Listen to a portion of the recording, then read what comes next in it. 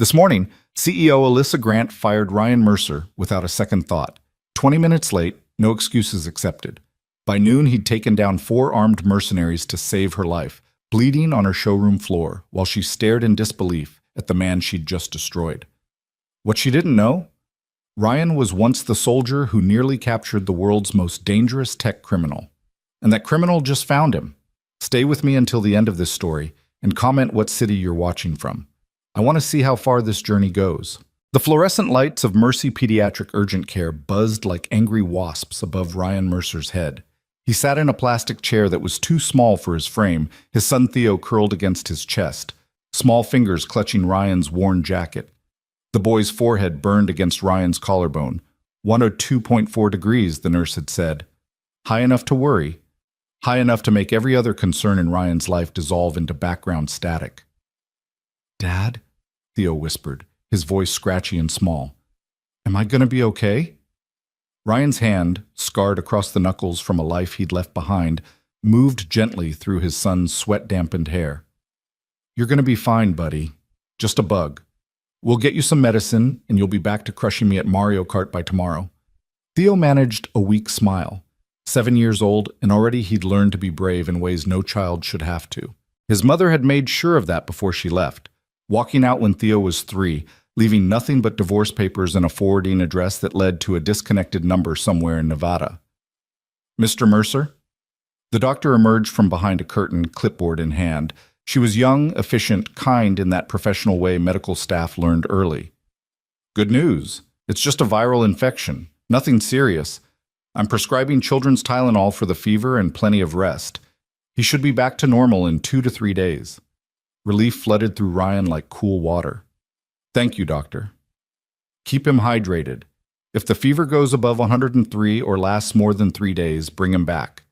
Ryan nodded, already mentally calculating the cost of the visit, the prescription, the time off work he couldn't afford. His bank account currently held $247.83. Rent was due in 6 days. The urgent care visit alone would be $150, maybe more. But Theo was okay. That was all that mattered. He carried his son to their 15-year-old Honda Civic, dented passenger door, check engine light permanently glowing like a disappointed parent. Theo fell asleep in his booster seat before Ryan even pulled out of the parking lot. The clock on the dashboard read 8:47 a.m. Ryan's shift at Anderson Prestige Motors started at 8:30. "Damn it," he breathed, pressing the accelerator. Traffic was already thickening, the morning rush hour turning the highway into a parking lot. He grabbed his phone at a red light, thumbs moving quickly across the cracked screen. "Ryan. Sorry, running late. My son had a fever, had to take him to urgent care. We'll be there by 9. He sent it to Marcus, the service manager, a decent guy who'd cut Ryan slack before when Theo had an asthma attack last winter. Marcus understood single-parent struggles. Marcus had 3 kids of his own. The reply came back faster than expected. "Marcus, CEO is on site this morning doing evaluations. She's already asking about you. Get here ASAP." Ryan's stomach dropped. Alyssa Grant, the 32-year-old CEO who'd taken over Anderson Prestige Motors 8 months ago, was a legend in the luxury automotive world. Brilliant, ruthless, and apparently allergic to excuses. She'd quadrupled profits in 6 months by optimizing personnel efficiency, which was corporate speak for firing anyone who didn't meet her impossible standards. Ryan had never actually met her. He was just a vehicle delivery specialist, practically invisible in the company hierarchy. He picked up luxury cars from auctions, delivered them to wealthy clients, kept his head down, and collected his modest paycheck. It wasn't the life he'd imagined for himself, but it was honest work that let him be there for Theo. Most of the time. He pulled into the Anderson Prestige Motors parking lot at 8:51 a.m., 21 minutes late. The building gleamed in the morning sun, all glass and polished steel, a cathedral to expensive machinery. Inside the showroom, he could see the morning staff moving through their routines, polishing already spotless vehicles, arranging brochures, preparing for the day's wealthy clientele. And standing in the center of it all, clipboard in hand, was a woman who could only be Alyssa Grant. Even from the parking lot, she commanded attention. Late 20s or early 30s, wearing a charcoal suit that probably cost more than Ryan's monthly rent. Dark hair pulled back in a severe ponytail, posture like a steel rod. She was pointing at something, speaking to Marcus, who nodded with the enthusiasm of a man trying very hard not to get fired. Ryan took a breath, checked that Theo was still sleeping, and cracked the windows. 5 minutes, buddy, he whispered, though his son couldn't hear him. Just let me explain, and we'll go home. The showroom doors opened with a whisper of expensive hydraulics. Cool air, scented faintly with leather and new car smell, washed over him. The floor was polished marble, reflecting the million-dollar vehicles like a mirror. A Bentley Continental, a Porsche 911 Turbo S, a custom Aston Martin that probably cost more than Ryan would earn in a decade. Ryan! Marcus spotted him first, relief and terror competing on his face. You made it! Listen, Ms. Grant, you're late. The voice came from behind him, crisp and cold as a February wind. Ryan turned. Up close, Alyssa Grant was even more intimidating. Sharp cheekbones, intelligent gray eyes that seemed to calculate your worth in milliseconds, an expression that suggested she'd found his particular equation lacking. Ms. Grant, Ryan began, keeping his voice steady. I apologize. My son woke up with a fever this morning. I had to. I don't accept excuses, Mr. Mercer. She glanced at her clipboard. She'd already known his name, already decided. Your shift begins at 8:30. You arrived at 8:51. That's 21 minutes of company time wasted. 21 minutes, Ryan repeated quietly. Something in his chest was tightening. He'd faced insurgents in Kandahar, survived firefights in situations where 21 seconds meant the difference between life and death. And now he was being lectured about 21 minutes. Ms. Grant, Marcus interjected, taking a brave step forward. Ryan is one of our most reliable. Was. Alyssa didn't even look at Marcus. Her eyes stayed fixed on Ryan. Past performance doesn't excuse present failures. We have standards here, Mr. Mercer. Standards that you clearly can't meet.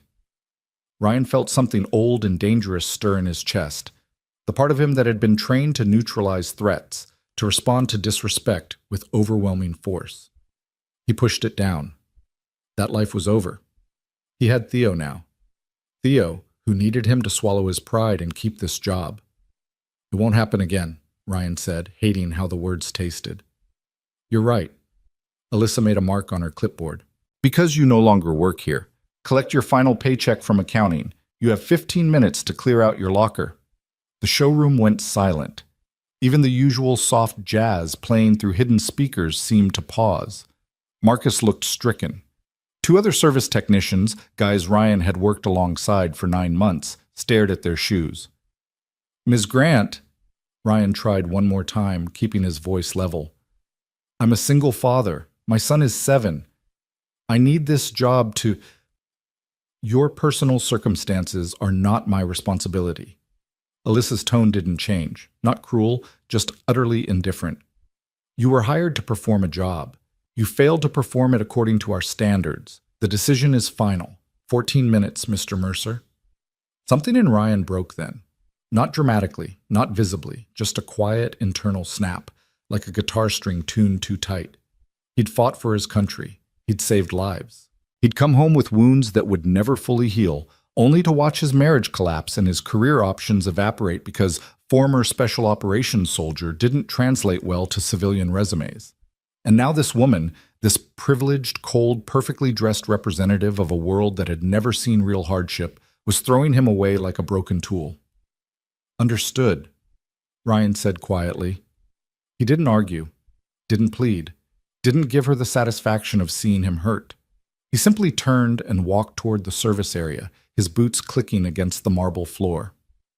Ryan, man, I'm sorry, Marcus caught up to him in the hallway. I tried to tell her you're solid. She wouldn't listen. She's been like this with everyone. 3 people fired this week alone. It's fine, Marcus. Ryan opened his locker, empty except for a photo of Theo at the beach last summer, all gap-toothed grin and sunburned nose, and a backup phone charger. He pocketed both. It's not fine. You got a kid. She can't just... She can.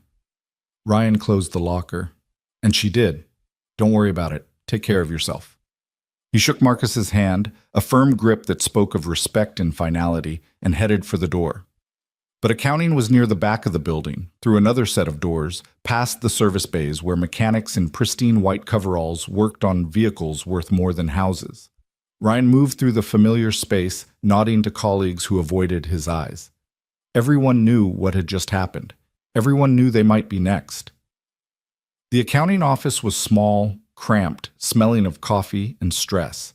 Sharon, the 60-year-old woman who processed payroll, looked up from her computer with genuine sadness. "Oh, Ryan, I heard. I'm so sorry, honey." "It is what it is." He tried to smile. Failed. "Just need my final check." "Of course." Her fingers moved across her keyboard. "Let me just... Oh. Oh?" Sharon's expression shifted from sympathetic to confused. "There's a note here from Ms. Grant. Your final paycheck will be mailed within 10 business days as per company policy." 10 days. Ryan had $247.83 in his bank account. Rent was due in 6. Theo needed medicine. They needed food. "Sharon, I know, honey, I know, but my hands are tied. She's authorized it personally. I can't override it." Of course she had. The final twist of the knife, not content to just fire him, but to make sure he felt every bit of the fall. Ryan nodded. "Thanks, Sharon." "Ryan, if you need anything..." But he was already walking away, moving on autopilot through the service bay. One of the junior mechanics, Danny, looked up from a Maserati he was detailing. "Hey, Ryan, can you help me with something real quick? This key fob..." "Sorry, Danny, I don't work here anymore." The words hung in the air, strange and surreal. 2 hours ago, he'd woken up as a father with a job and a plan. Now he was unemployed, nearly broke, with a sick child waiting in the car. He was halfway across the service bay when he heard it. A sound so out of place in the pristine luxury showroom that his brain almost dismissed it as impossible. Glass shattering, not accidentally, violently, and then screaming. Sam. Ryan's body reacted before his mind caught up. Years of training, buried but never forgotten, surged back like muscle memory. He spun toward the sound, every sense suddenly sharp, that old, familiar rush of adrenaline hitting his system like ice water. The showroom doors, reinforced glass and steel, exploded inward. 4 men burst through the opening, moving with the kind of coordinated precision that separated amateurs from professionals. Black tactical gear, balaclavas. 3 carried pistols, Glock 19s, Ryan's brain automatically cataloged. The 4th had a Mossberg 590 shotgun. "Everybody down, now! Down on the ground!" The showroom erupted in chaos. Customers screamed. Sales staff dropped behind desks. The receptionist, Sarah, a sweet college girl who always asked about Theo, dove under her station, her hands shaking. But the attackers weren't interested in the customers. They were moving directly toward Alyssa Grant. Ryan watched from the service bay doorway, partially concealed behind a pillar. His contractor's instinct, the one that had kept him alive through 14 deployments, was already processing the situation at lightning speed. 4 attackers. Military training evident in their movement patterns. Not random criminals, this was planned. The way they'd entered, the way they moved in a diamond formation, the way 3 provided cover while 1 advanced. These were professionals. Possibly former military themselves, and they were converging on the woman who'd just fired him. Alyssa stood in the center of the showroom, frozen in that awful moment of realization that comes when your brain finally accepts that, yes, this is really happening. Her clipboard clattered to the marble floor. "Ms. Grant!" The lead attacker, voice distorted by his mask, but younger than the others, maybe late 20s, closed the distance fast. "Don't move, don't scream, cooperate, and nobody gets hurt. What do you want?" Alyssa's voice shook, but she held her ground. Ryan had to give her credit. She wasn't running. "Money? There's not money." The lead attacker grabbed her arm, wrenching it behind her back in a practiced motion. "The drive, the AI prototype. We know you're carrying it. Give it to us, now." AI prototype? Ryan's mind raced. He knew Anderson Prestige Motors dealt exclusively in luxury vehicles. What the hell did they have to do with AI technology? "I don't..." Alyssa gasped as the attacker twisted her arm higher. I don't know what you're... Wrong answer.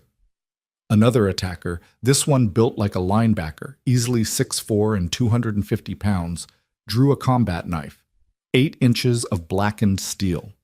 He pressed it against Alyssa's ribs, just hard enough that a red stain began spreading across her white shirt. The prototype drive. You brought it here this morning. Your calendar said Anderson Motors, tech demonstration 9 a.m. That means you have it. Last chance. Ryan's hands clenched into fists. He should walk away. He should go back to his car, drive Theo home, let this situation resolve itself. This woman had just destroyed his livelihood. She'd shown him no mercy, no compassion. She deserves whatever happens next, a dark voice whispered in his mind. But then he saw Sarah, the receptionist, still hiding under her desk, tears streaming down her face, probably 19 years old, working this job to pay for college, terrified out of her mind. He saw Marcus, pressed against the wall by one of the gunmen, trying to shield 2 junior mechanics behind him. He saw innocent people about to be caught in whatever violence was coming, and he thought of Theo, asleep in the car. What would he tell his son? That he'd walked away? That when people needed help, he'd chosen revenge over decency? Ryan had been a lot of things in his life. He'd made mistakes. He'd carried out orders he still saw in nightmares. But he'd never been a coward, and he wasn't about to start now. I'm texting my office, Alyssa was saying, her voice tight with pain. They can bring the drive. Just don't hurt anyone, please. Too late for please. The lead attacker nodded to the one with the shotgun. Clear the building. Anyone who resists, put them down. The shotgun wielder pumped his weapon, a sound that never failed to inspire terror in civilian populations, and started moving toward the service bay, toward Ryan. Their eyes met across 20 feet of showroom floor. Ryan stood in the doorway, completely exposed, wearing grease-stained jeans and a faded Army Rangers t-shirt that he really should have thrown away years ago. The gunman's eyes narrowed. You, get on the ground. Now. Ryan didn't move. I said get on the... Ryan moved, not away from the gunman, toward him. 13 years of close-quarters combat training drilled into his muscle memory until it became instinct, took over.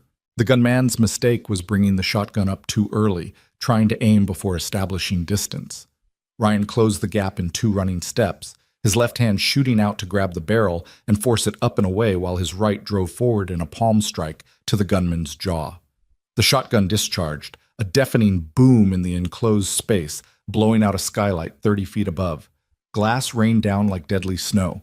Ryan twisted the shotgun barrel, using it as a lever to spin the gunman around, then drove his knee into the man's kidney. Hard. The kind of strike designed to shut down nerve clusters. The gunman grunted and dropped, the shotgun clattering away across the marble. 3 seconds. 1 down. Gun! He's got a gun! One of the other attackers was already moving, bringing his pistol around. Ryan dove behind a Bentley Continental as 3 shots cracked out, precision grouping, center mass where he'd been standing. These weren't random thugs. They shot like soldiers. Who the hell is that? The lead attacker snarled, still holding Alyssa. Does it matter? Light him up. More gunfire. The Bentley's windows exploded. Ryan rolled behind the vehicle, using the engine block as cover, the only part of a car that could reliably stop bullets. His mind was racing, calculating angles and probabilities. 3 armed hostiles remaining, 1 holding Alyssa with a knife, 2 trying to flank him. Approximately 20 civilians in the building, all in danger. He needed to end this fast. The junior mechanic, Danny, was crouched behind a desk 15 feet away, his eyes wide with terror but locked on Ryan. Ryan caught his attention, pointed to the tool chest against the wall. Professional-grade metal on wheels. Danny understood. Kid was smarter than he looked. When the next gunman came around the Bentley's rear end, expecting to find Ryan cowering, he instead found Ryan shoving a 600-pound tool chest directly into his path. The gunman fired twice, wild shots that went high before the chest slammed into his legs. He went down hard, head cracking against the marble. 2 down.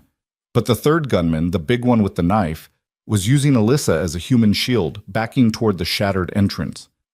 Stay back, he shouted at Ryan. I'll cut her throat. I swear to God. Ryan slowly stood, hands visible, palms out. The universal gesture of non-aggression. Easy. Nobody needs to get hurt here. Little late for that. The lead attacker was at the entrance now, still covering Ryan with his pistol while his partner dragged Alyssa backward. But you know what? You just made this personal. We'll be back. And next time, we'll burn this whole place down. They were leaving. Ryan could let them go. Alyssa would probably survive. They needed her alive to get the drive. The civilians would be safe. The police were surely already on their way. Someone must have hit a silent alarm. But then Alyssa's eyes met his, those same cold gray eyes that had fired him an hour ago. Except now they weren't cold. They were terrified. Human, pleading, and damn it, Ryan thought. Damn it all to hell.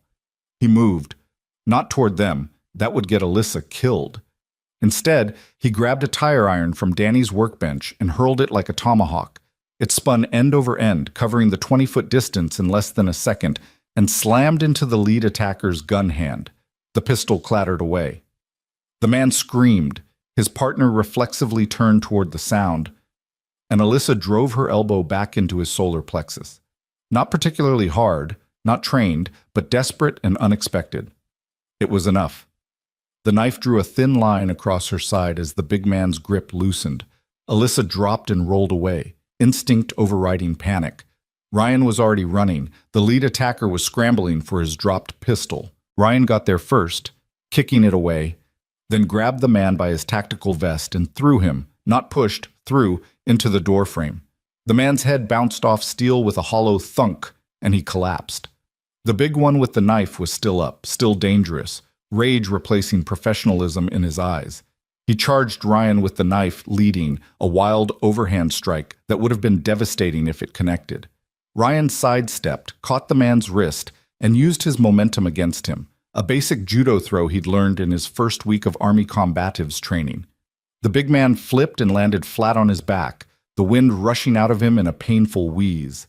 Ryan drove his knee into the man's chest and twisted the knife free from nerveless fingers. 4 attackers. All down. 30 seconds, start to finish. The showroom was silent except for the distant wail of approaching sirens and the quiet sobbing of shocked civilians. Ryan stood, breathing hard, holding a bloody combat knife he didn't remember picking up. His hands were shaking, adrenaline dump, he recognized clinically. His knuckles were split.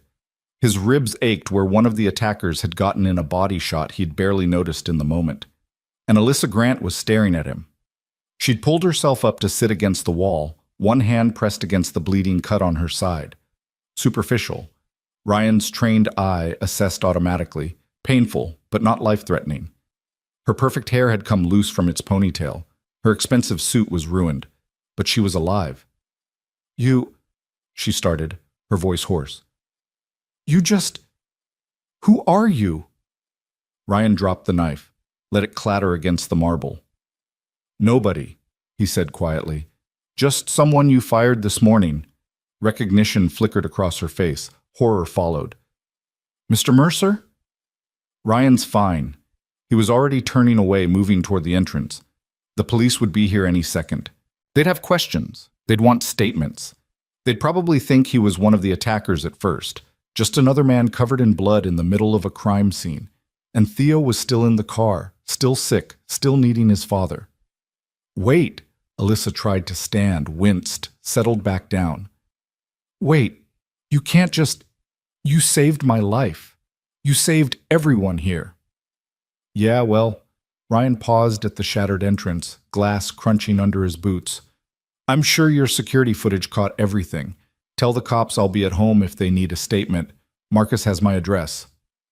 "Mr. Mercer, Ryan, For the first time since he'd met her, Alyssa Grant seemed at a loss for words. "I'm sorry. What I did this morning, I was wrong. I should have..." "You should have," Ryan agreed, "but you didn't. And that's fine. That's your decision. This..." He gestured at the destroyed showroom, the unconscious attackers, the terrified staff slowly emerging from hiding. "This doesn't change anything. I still don't work here. You still fired me for being 21 minutes late to take care of my sick kid." He walked out into the morning sunlight. Police cruisers were screaming into the parking lot, 6 of them, officers already jumping out with weapons drawn. "Freeze!" Hands where we can see them. Ryan slowly raised his hands, laced his fingers behind his head, and dropped to his knees, the practiced motion of someone who knew exactly how not to get shot by responding officers. Ryan Mercer, he called out calmly. Former Army, I'm one of the victims. The attackers are all inside, unconscious. Face down now! He complied, feeling the cold pavement against his cheek, feeling zip ties tighten around his wrists. Standard procedure. He didn't fight it. Through it all, he kept thinking about Theo, still sleeping in the car, still sick, still depending on a father who'd just lost his job and probably earned himself a lengthy police interview that would eat up the rest of the day. Some hero, Ryan thought bitterly, as an officer checked him for weapons. Can't even keep a simple delivery job. But as they hauled him to his feet and started walking him toward a cruiser, for processing, they said, not arrest. Ryan looked back at the showroom one last time. Alyssa Grant stood in the shattered entrance, paramedics trying to guide her to an ambulance. But she wasn't looking at them. She was looking at him. Their eyes met across the parking lot. She mouthed two words. Thank you. Ryan nodded once. Then he was in the back of a police cruiser and Anderson Prestige Motors was disappearing behind him. And the strangest day of his life was only just beginning. The police station smelled like burned coffee and institutional cleaning products. Ryan sat in interview room 3, windowless, fluorescent lit, with a metal table bolted to the floor and 2 chairs that had seen better decades. His zip ties had been replaced with handcuffs, standard procedure, they said, though the detective who'd processed him had been surprisingly gentle about it. Just a formality, Mr. Mercer. You understand. Ryan understood. He'd been through enough military debriefings to know the dance. He sat quietly, ignoring the ache in his ribs and the dried blood on his knuckles, and thought about Theo. The officer who'd driven him here had at least let him make a phone call. Mrs. Chen, their elderly neighbor, bless her heart, had come down to the parking lot to get Theo from the car. She'd take care of him, give him his medicine, put him to bed. Don't worry about your boy, she'd said in her accented English, patting Ryan's handcuffed wrists like he was the child. I raised 4 sons. I know fevers. He'd be fine. The door opened. 2 detectives entered, one older, late 50s, with the tired eyes of a man who'd seen every variation of human stupidity. His partner was younger, maybe 30, with the eager energy of someone still trying to prove themselves. Their badges read Detective Morse and Detective Chen, respectively. Mr. Mercer. Morse took the seat across from Ryan while Chen leaned against the wall, tablet in hand. Hell of a morning you've had. You could say that. Let's start from the beginning. You were employed at Anderson Prestige Motors? Was. Past tense, got fired at 8:51 this morning. Ryan kept his voice even, factual. 21 minutes late. CEO didn't accept my explanation about my son being sick. Morse and Chen exchanged a glance. Chen made a note on his tablet. So you had, what, bad feelings toward Ms. Grant? Ryan saw where this was going. If you're asking if I orchestrated an armed robbery to get revenge on the woman who fired me, Detective, the answer is no. Check my bank account. I have $247 to my name, not exactly hired mercenary money. 4 armed men storm a luxury car dealership, Morse continued, watching Ryan's face carefully.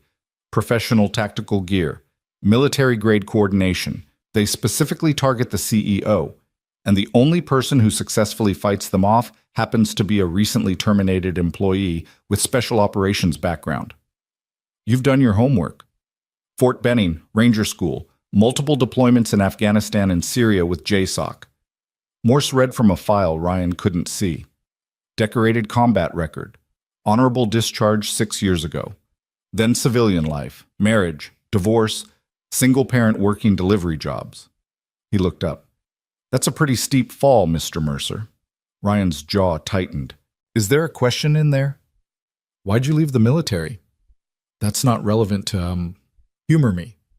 The room felt smaller suddenly. Ryan stared at the scarred metal table, seeing faces he tried not to remember. I was done. 14 deployments, Detective. I'd seen enough, done enough. I wanted to be there for my son while he still recognized me. Noble. Morse didn't sound convinced. And today? Why not just walk away? You didn't work there anymore. Ms. Grant had just humiliated you. Why risk your life for her? Because there were 20 other people in that building. Ryan met the detective's eyes. And because it was the right thing to do. You can believe that or not. Doesn't change what happened. Chen spoke up for the first time. We've reviewed the security footage. All of it. The firing, the attack. Your response time was impressive. 4 trained attackers neutralized in under 30 seconds. They weren't as trained as they thought. The one with the knife? Former Marine, according to his fingerprints. 2 tours in Iraq. Dishonorable discharge for assault. Chen swiped his tablet. The leader? Ex-British SAS, kicked out for unauthorized operations. These weren't amateurs, Mr. Mercer. Then they should have known better than to bunch up in a confined space. Morse leaned back in his chair, studying Ryan. Ms. Grant is very insistent that you saved her life. She's actually in the lobby right now, demanding to speak with you. That surprised Ryan. She should be in a hospital. She was, for about 40 minutes. Then she checked herself out and came straight here. Morse shook his head. Persistent woman. Says she won't leave until she talks to you. Tell her she's wasting her time. Why's that? Because I don't want her apology, her gratitude, or whatever else she thinks she owes me. Ryan shifted in his seat, the handcuffs clinking. I did what anyone should have done. Now can I go home to my son? The detectives exchanged another look, longer this time, some unspoken communication passing between them. Morse pulled out his phone, typed something, then set it face down on the table. Here's the situation, Mr. Mercer.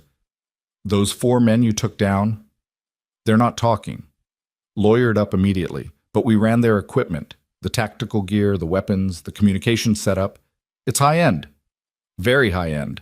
The kind of gear you need serious money and serious connections to acquire. So someone hired them. Someone with resources, an interest in whatever AI technology Ms. Grant was carrying. Morse tapped the table. We need to know what you know. Did they say anything? Mention any names? Give any indication who sent them? Ryan replayed the attack in his mind, sorting through the chaos for useful details. The leader said the drive, an AI prototype. He knew Ms. Grant's schedule, mentioned a tech demonstration at 9 a.m. That means inside information. We're working that angle, her staff, her calendar access, anyone who knew about the prototype. Chen made more notes. What about after, when they were leaving? The big one said they'd be back, that they'd burn the place down. Ryan paused. He didn't sound like he was bluffing, Detective. These guys wanted something specific. They failed today. People like that don't give up after one try. Morse's phone buzzed. He glanced at it, frowned, then stood. Wait here. Not like I'm going anywhere, Ryan said, raising his cuffed hand slightly. After Morse left, Chen moved closer, his expression more sympathetic than his partner's. For what it's worth, Mr. Mercer, I believe you. What you did today was heroic. Stupid, maybe, but heroic. Just trained. Training can be overcome by fear. You chose to move forward anyway. Chen pulled out a business card, set it on the table. My brother served. Army, like you. He came back different. Couldn't hold a job. Marriage fell apart. Ended up homeless for 2 years before we could get him help. Ryan said nothing. I'm just saying, I understand that transition from military to civilian isn't easy. And what happened today, the adrenaline, the combat, falling back into that role, it can mess with your head. If you need resources, veteran support services, I'm fine. Are you? The question hung in the air. Ryan wanted to say yes, wanted to believe it, but the truth was more complicated. The truth was that for 30 seconds in that showroom, he'd felt more alive than he had in 6 years. The clarity, the purpose, the absolute certainty of action, and that scared him more than any armed attacker ever could. The door opened again. Morse returned, and behind him, against all protocol and common sense, was Alyssa Grant. She looked worse than she had at the scene. The paramedics had bandaged her side, and she'd changed into fresh clothes, jeans and a Georgetown sweatshirt that seemed wildly out of character for the Ice Queen CEO he'd met this morning. Her hair was down, loose around her shoulders. She had a butterfly bandage on her forehead he hadn't noticed before. Ms. Grant, Morse began, this is highly irregular. I don't care about regular. Alyssa's voice was firm, but not cold. Mr. Mercer saved my life and probably 15 others. The least I can do is speak to him face to face. Ma'am, this is an active investigation. Then investigate. I'll wait. She pulled out the chair next to Morse and sat, wincing slightly from the knife wound. Until then, I'm talking to Ryan. Morse looked at Chen. Chen shrugged. They both stepped out, though Ryan could see them through the small window in the door, watching. Silence filled the interview room. Alyssa stared at Ryan. Ryan stared at the table. You're angry, she finally said. I'm tired. You should be in a hospital, too. Your knuckles have been worse. Ryan looked up. Why are you here, Ms. Grant? Alyssa, please. She folded her hands on the table, and Ryan noticed they were shaking slightly. I'm here because I owe you an apology, a real one. What I did this morning was unconscionable. You fired me for being late. That's your right as CEO. It was cruel and short-sighted, and exactly the kind of soulless corporate bullshit I swore I'd never become. She took a shaky breath. My father built Anderson Motors from nothing. He knew every employee by name. He went to their kids' baseball games. When his lead mechanic's wife got cancer, my dad paid for the treatments personally. Ryan didn't respond, but he listened. Then he died. Suddenly. Heart attack at 59. And I inherited everything at 24 years old, a company, a legacy, expectations I had no idea how to meet. Alyssa's voice cracked slightly. I was so desperate to prove I deserved it, to show I was tough enough, smart enough. I turned into exactly what I hated, profit over people, efficiency over empathy. That why you fired 3 other people this week? She nodded, looking ashamed. Jerry Vaughn, late twice because his mother has Alzheimer's and her caretaker was sick. Michelle Torres made a bookkeeping error, $50, Ryan, $50, because she was going through a divorce. And Sam Chen took an unauthorized break because his daughter called from school, scared about a lockdown drill. Jesus, I know. Alyssa met his eyes. I know. And then this morning you came in 21 minutes late because your 7-year-old son had a fever, and I fired you. Without listening, without caring, because I'd convinced myself that caring made you weak. And now? Now I watched you risk your life for a building full of people who meant nothing to you, for a woman who just destroyed your livelihood. You could have walked away. God knows you had every right to. But you didn't. She leaned forward. So I'm here to say I was wrong, completely, catastrophically wrong, and to ask what I can do to make it right. Ryan studied her, looking for the manipulation, the corporate calculation. But all he saw was genuine regret. And something else. Fear, maybe. Vulnerability. The mask had cracked. You can let me go home to my son, he said quietly. That's all I want. I already gave them my statement. They're processing your release now, but Ryan, we're done here, Ms. Grant. Alyssa. And no, we're not. She pulled something from her pocket, a business card, expensive stock with embossed lettering. Those men today? They mentioned an AI prototype.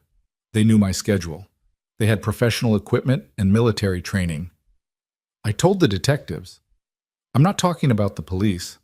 Alyssa set the card in front of him. Anderson Motors is just my family business. My real company, the one I built myself, is called Nexus Corp. We develop AI systems for autonomous vehicles. The prototype they wanted is worth $40 million and represents 3 years of research. Ryan glanced at the card. It listed her as CEO and founder, with an address in Silicon Valley. That attack today was just the first attempt, Alyssa continued. Whoever hired those men knows what I'm carrying and knows it's valuable. They'll try again, and next time they'll be better prepared. Hire professional security. I have professional security. They're excellent at preventing corporate espionage and handling standard threats. But today showed me something. She leaned closer. I need someone who understands real violence. Someone who can think like the people coming after me. Someone who's been in actual combat situations. Ryan saw where this was going. No. You haven't heard my offer. I don't need to. I'm not a bodyguard. I'm not a mercenary. I'm a single dad trying to keep a roof over my son's head. He stood, the handcuffs forcing him to move awkwardly. Find someone else to play soldier for you. 60,000. Ryan stopped. $60,000. That's my opening offer. Plus full benefits, health insurance, dental, vision, a company car, and flexible hours so you can be there for Theo. Alyssa stood too. I did my research while you were being questioned. You've been working 3 different delivery jobs trying to make ends meet. You're 2 months behind on rent. Theo's school fees are overdue. You had no right. I had every right. You saved my life, Ryan. That means I owe you a debt, and I pay my debts. She moved closer, her voice dropping. I'm not asking you to kill anyone. I'm asking you to help me stay alive long enough to complete this project. 3 months. That's all. 12 weeks of protection detail while I finalize the AI system and secure it with the Department of Defense. After that, it's out of my hands and the threat level drops to 0. 60,000. Ryan's voice was flat. For 3 months, and if you're worried about Theo, I'll arrange childcare. The best in the city. Or he can come to work with you. I'll set up a private space with everything he needs. It was a ridiculous amount of money for what she was describing, which meant she was either desperate or lying about the actual danger level. Probably both. Why me? Ryan asked. There are thousands of former soldiers in this city alone. Private security firms that specialize in exactly what you're describing. Because they didn't save me today. You did. Alyssa's gray eyes held his. Because when those men had a knife to my ribs when I thought I was going to die, you came through that door anyway. Not for money, not for glory, just because it was right. That's not training, Ryan. That's character. The door opened. Morse stuck his head in.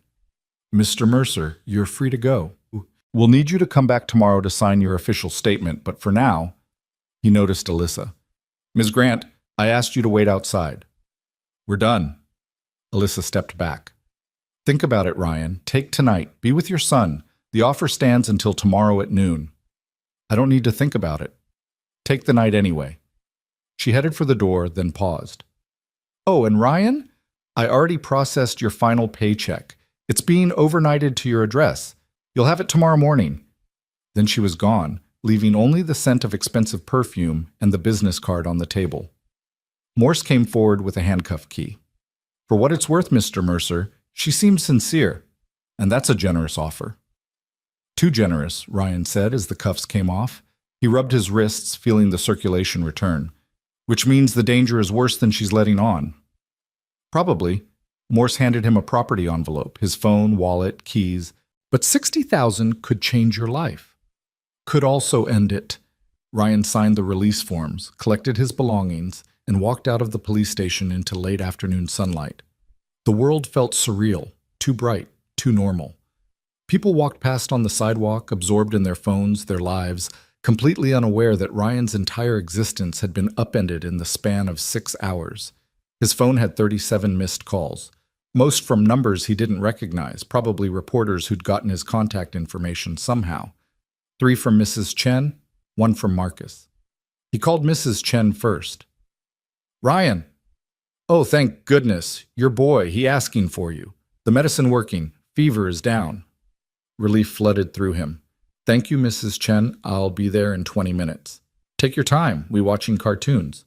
He is good boy, your Theo. The best, Ryan agreed. He called a ride share. His car was still at Anderson Motors, probably impounded as evidence. $23 for the trip home, which left his account at $224.83. At least until tomorrow, when his final paycheck arrived. The driver was a college kid who mercifully didn't try to make conversation. Ryan sat in the back seat and stared out the window, watching the city slide past. Thinking about Alyssa's offer, $60,000, 3 months. It was everything he needed, everything Theo needed, insurance for when he inevitably got sick again, enough money to find a better apartment in a better school district, maybe even some savings for emergencies, for college, for the future.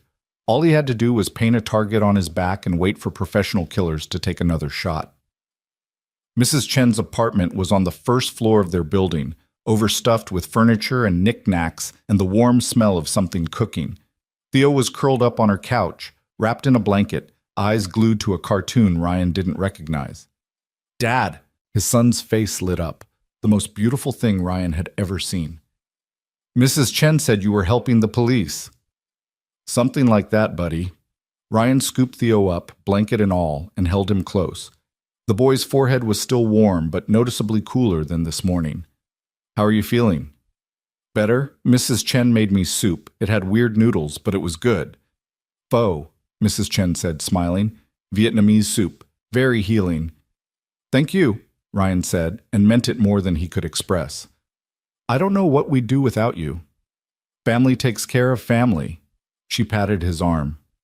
You good man, Ryan. Good father. Whatever trouble today, it will pass. If only, Ryan thought.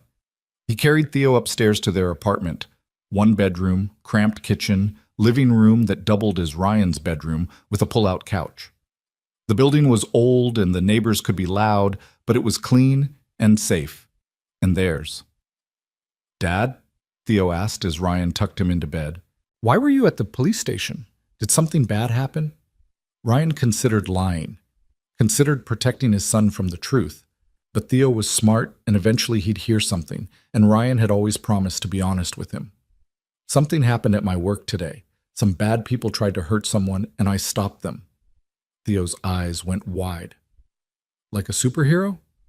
Not exactly. More like, someone who knew what to do and did it. Did you get hurt?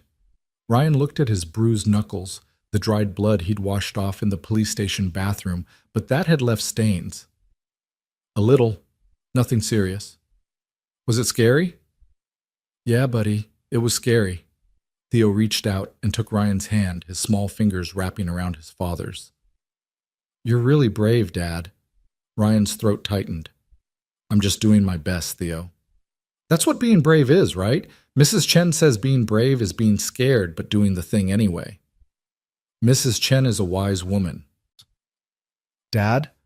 Theo's voice got quieter. Are we going to be okay? I heard you on the phone last week talking about money.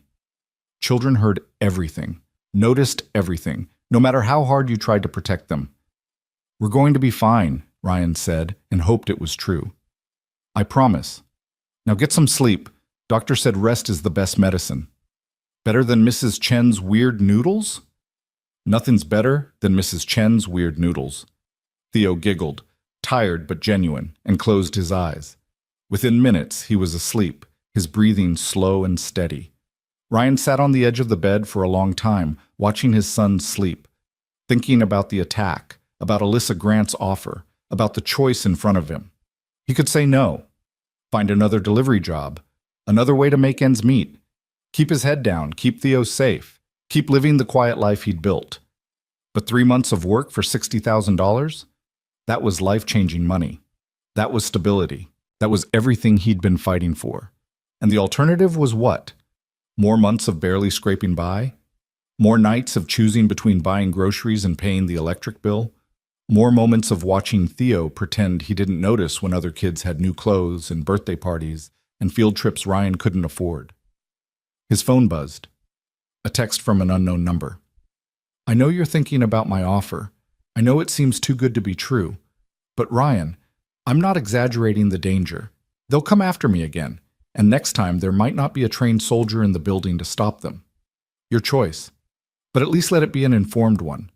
Call me if you want the full story. Alyssa. Below the message was a phone number. Ryan stared at it for a long time. Then he stepped out onto the apartment's small balcony, barely big enough for a chair and a potted plant that kept dying no matter what he did. The night air was cool. The city sprawled below. Millions of lights representing millions of lives, each one a story he'd never know. He pulled out Alyssa's business card, turned it over in his hands. Nexus Core. Autonomous Vehicle AI Systems. $40 million prototype. Professional mercenaries with military training. This wasn't a simple bodyguard job. This was something bigger, more dangerous. The kind of situation that could go sideways in a dozen different ways. But $60,000. He looked back through the sliding glass door at Theo, still sleeping peacefully. Ryan pulled out his phone and dialed the number. She answered on the first ring. I wasn't sure you'd call. I haven't agreed to anything, Ryan said.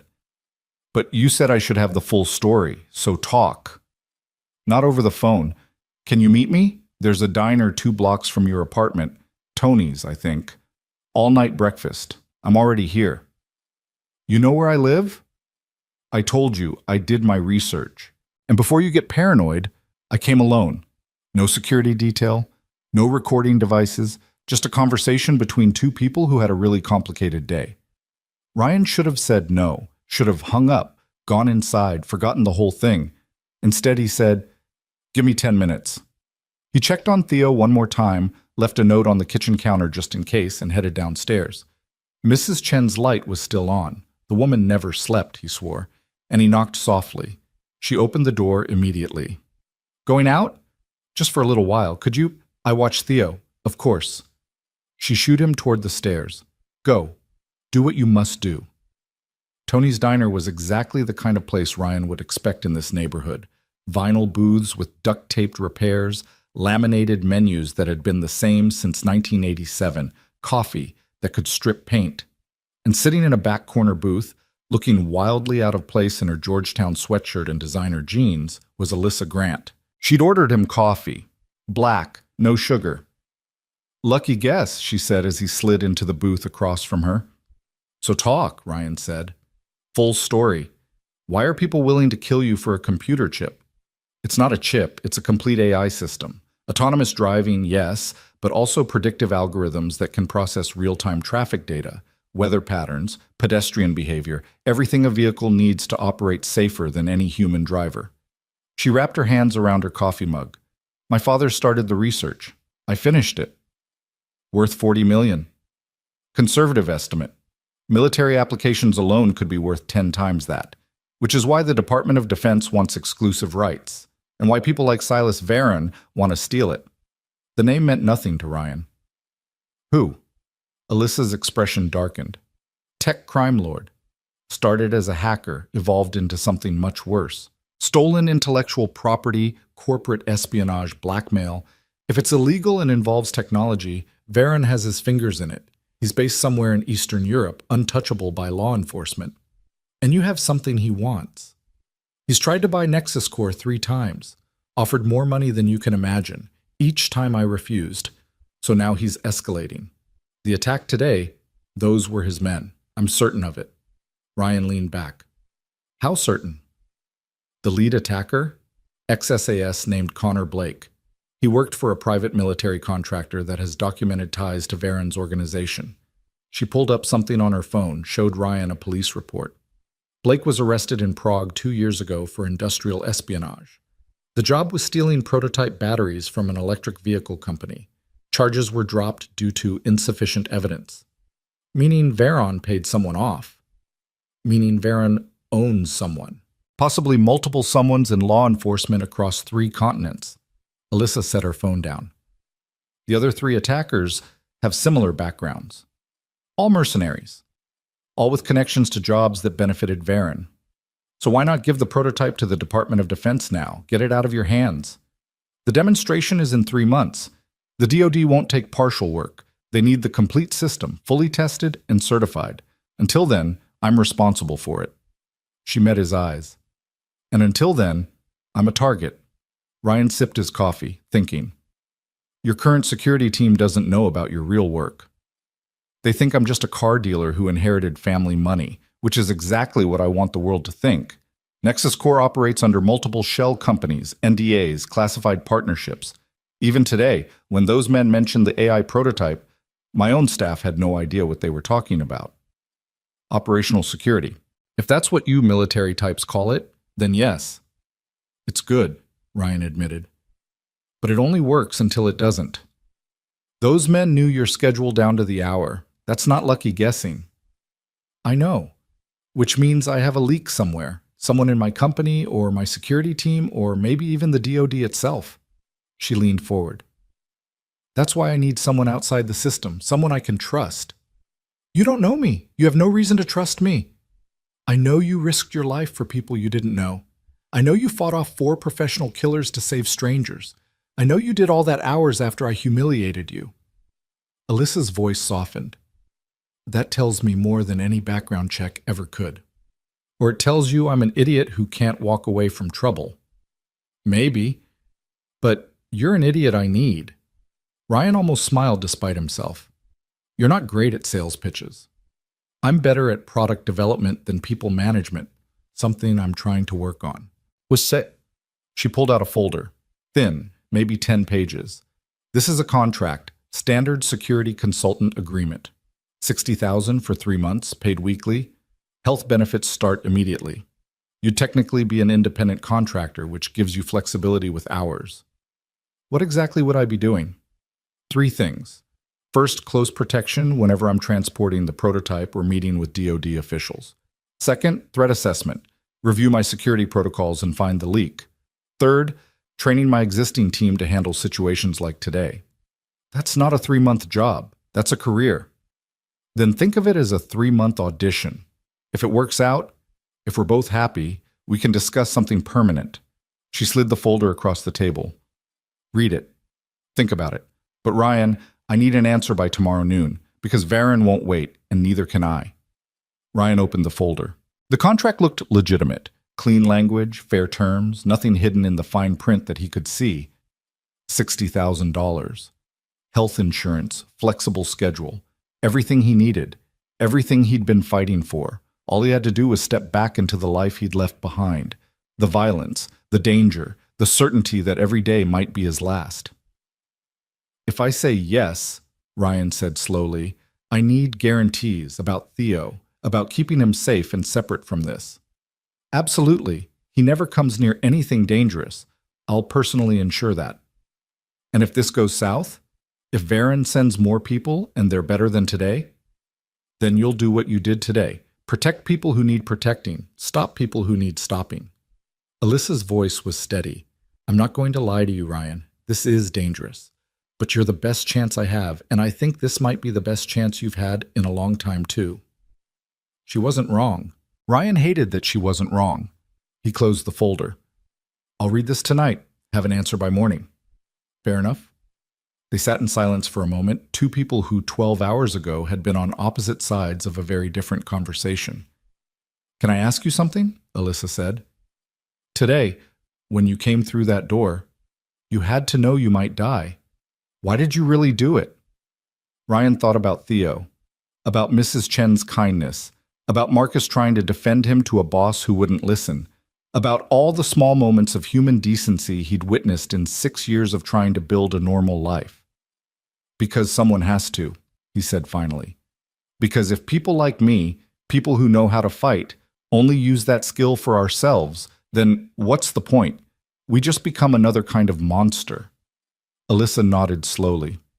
My father used to say something similar, that power without responsibility is just tyranny in waiting. Smart man. He was. Her voice caught slightly. I wish he'd lived long enough to see what the company became, what I built from his dream. Maybe he can, Ryan said, if you live long enough to finish it. Is that a yes? That's a maybe. Check your phone at 8 a.m. tomorrow. He stood, dropped a $5 bill on the table for the coffee, and walked out into the night. Behind him, Alyssa Grant sat alone in a vinyl booth, surrounded by the ghosts of better choices and the reality of dangerous ones. Ryan walked the 2 blocks home slowly, the folder tucked under his arm, his mind racing through scenarios and possibilities. The smart play was to say no. Find another job. Keep Theo safe. But Theo deserved better than safe. He deserved stable. He deserved a father who could afford to take him to the doctor without panicking about the cost, who could say yes to field trips and birthday parties and all the small things that made childhood bearable.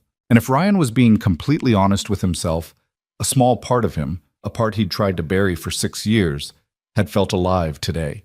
Purpose, direction, the absolute clarity of knowing exactly what needed to be done and having the skills to do it. Maybe Alyssa was right.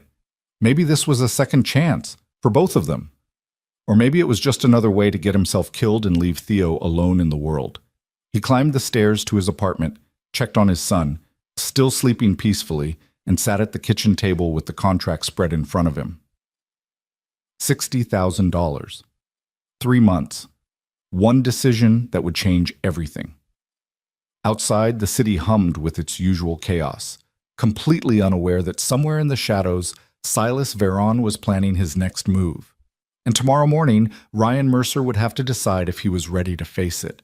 Ryan didn't sleep that night. He sat at the kitchen table until 3 a.m., reading the contract 4 times, making notes in the margins, running scenarios in his head. Every calculation came back to the same conclusion. This was the smart move financially, and possibly the stupidest move he'd make in terms of survival. At 5:47 a.m., Theo shuffled out of the bedroom, dragging his blanket behind him. His fever had broken completely, leaving him rumpled and sleepy but healthy. "Dad, why are you still awake?" "Just thinking, buddy." Ryan pulled his son onto his lap, breathing in the kid smell of him, shampoo and sleep and innocence. "How do you feel?" "Hungry." Theo yawned. "Can we have pancakes?" They could barely afford groceries, but Ryan nodded anyway. "Pancakes it is." While the batter mixed and the griddle heated, Theo sat at the table coloring in a dinosaur book, humming tunelessly. Normal, safe, everything Ryan had fought to give him. "Dad?" Theo looked up, purple crayon in hand. "Are you going to get a new job?" "Maybe. Would that be okay? Will you still have time to pick me up from school?"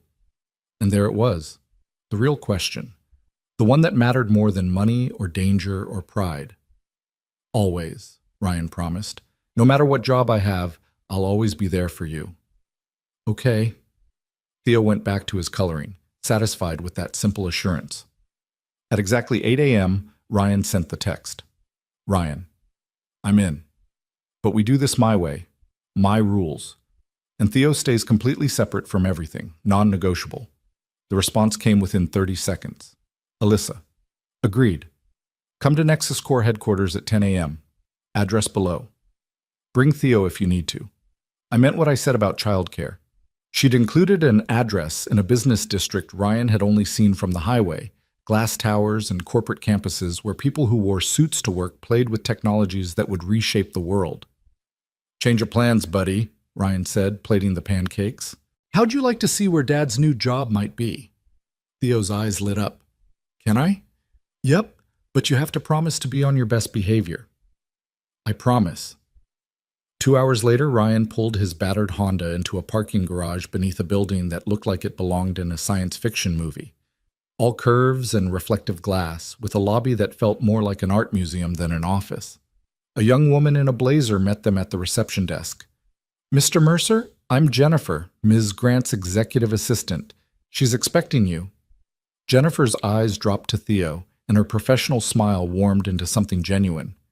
"And you must be Theo. Ms. Grant told me you might be coming. We've set up something special for you." "Special?" Theo looked up at Ryan, uncertain. "It's okay," Ryan said, though his instincts were already cataloging exits and potential threats, old habits. Jennifer led them through security, retinal scanners, metal detectors, guards who were clearly ex-military from the way they carried themselves. This wasn't standard corporate security. This was fortress-level protection. The executive floor was quieter, more refined. Through glass-walled conference rooms, Ryan could see engineers hunched over laptops, whiteboards covered in equations he didn't understand. This was where the real work happened, far from the luxury car showroom that served as Alyssa's public face. "Ms. Grant is finishing a call," Jennifer said, stopping at a corner office. "But in the meantime, Theo, how would you like to see something cool?" She opened a door across the hall. Inside was a room that made Theo gasp. Gaming consoles, a wall of books, art supplies, even a ball pit in the corner. 2 other kids were already there, playing with blocks under the watchful eye of a woman who introduced herself as Miss Sarah, the on-site childcare coordinator. "This is for all the employees' kids," Jennifer explained. "We have STEM activities, tutoring help, even a video call system so kids can check in with their parents anytime." Theo looked at Ryan with pleading eyes. "Can I?" Ryan knelt down to his son's level. "Remember what I said about best behavior?" "I remember." "Then yes, but if you need me for anything." "Miss Sarah will call you immediately," the coordinator assured him, handing Ryan a pager. "Old school, but reliable. No cell signal issues." Ryan watched Theo run toward the other kids, already asking about the video game they were playing. The transition from fever-sick to energetic child had taken less than 24 hours. The resilience of youth. Mr. Mercer? Jennifer gestured toward Alyssa's office. She's ready for you now. The office was surprisingly modest, no mahogany desk or leather furniture. Instead, it was functional and clean, with floor-to-ceiling windows offering a view of the city and multiple monitors showing what looked like code and schematics. Alyssa stood by the window, phone pressed to her ear, and when she turned to acknowledge Ryan, he saw the tension in her shoulders that hadn't been there last night. I understand your concerns, Senator, but the timeline is fixed. The demonstration happens in 12 weeks or not at all.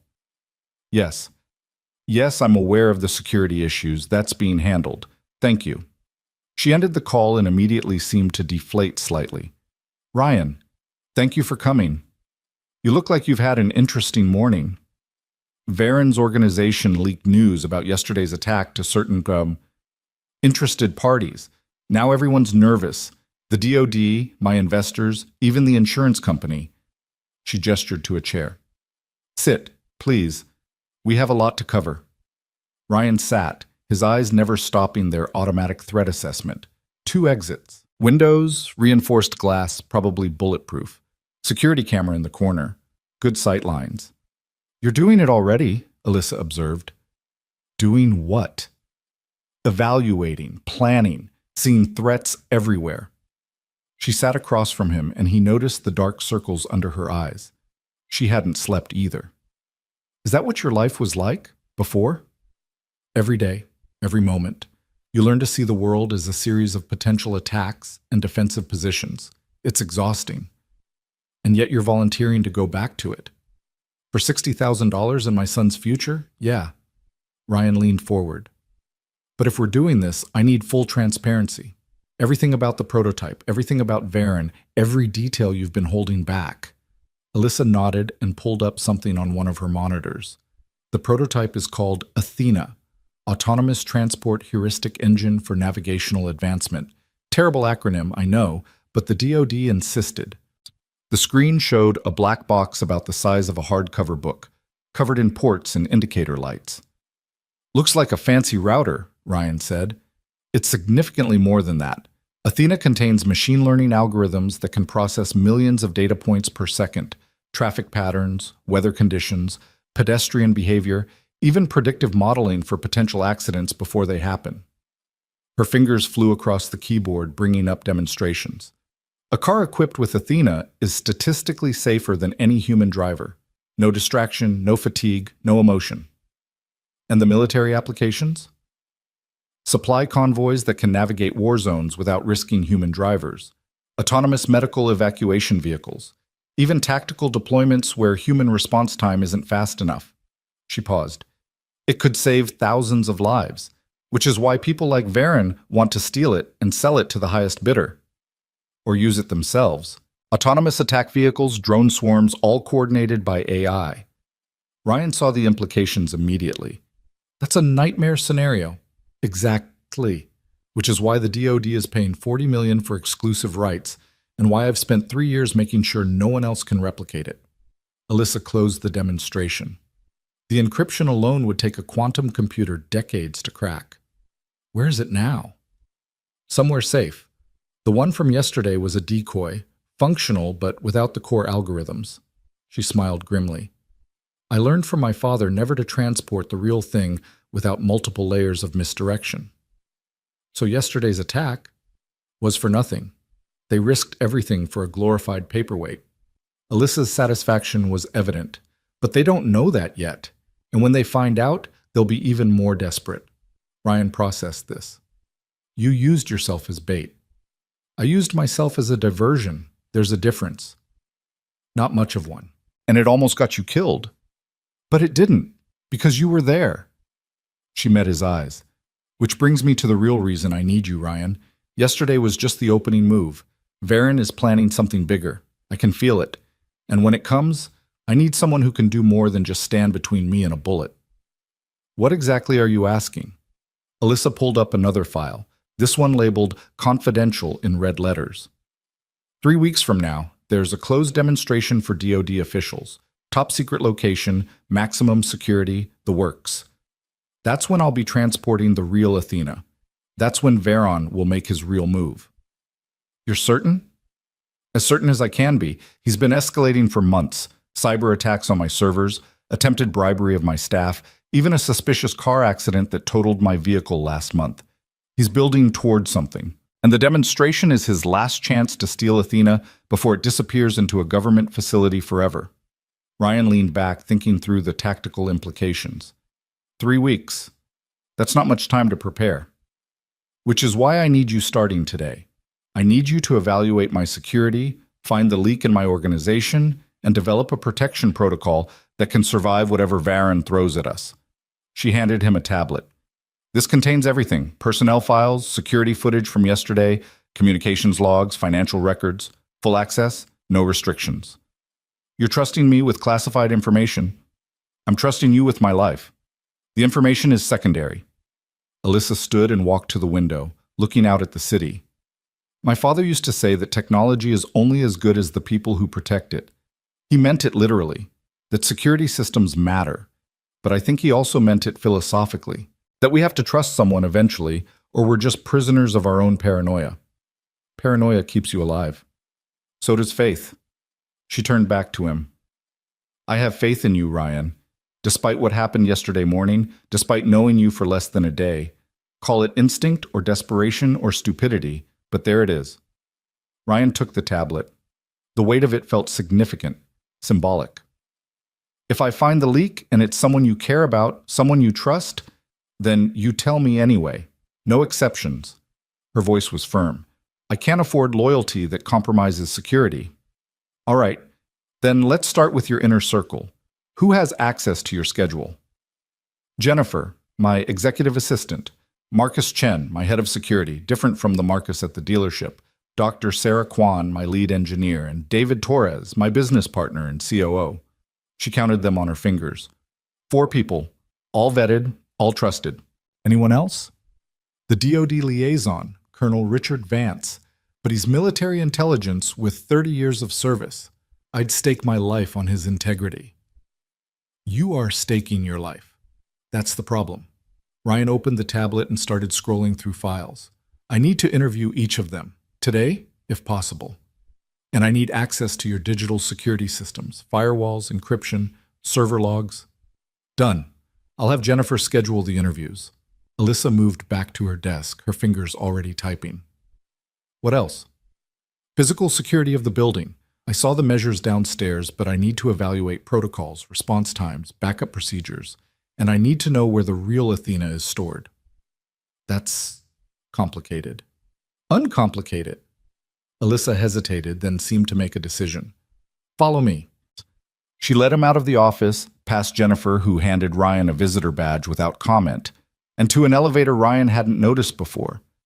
Hidden behind a panel that required both a key card and a biometric scan to access. This building has 3 basement levels, Alyssa explained as the elevator descended. B1 is parking, B2 is server storage and IT infrastructure. B3 is something else entirely.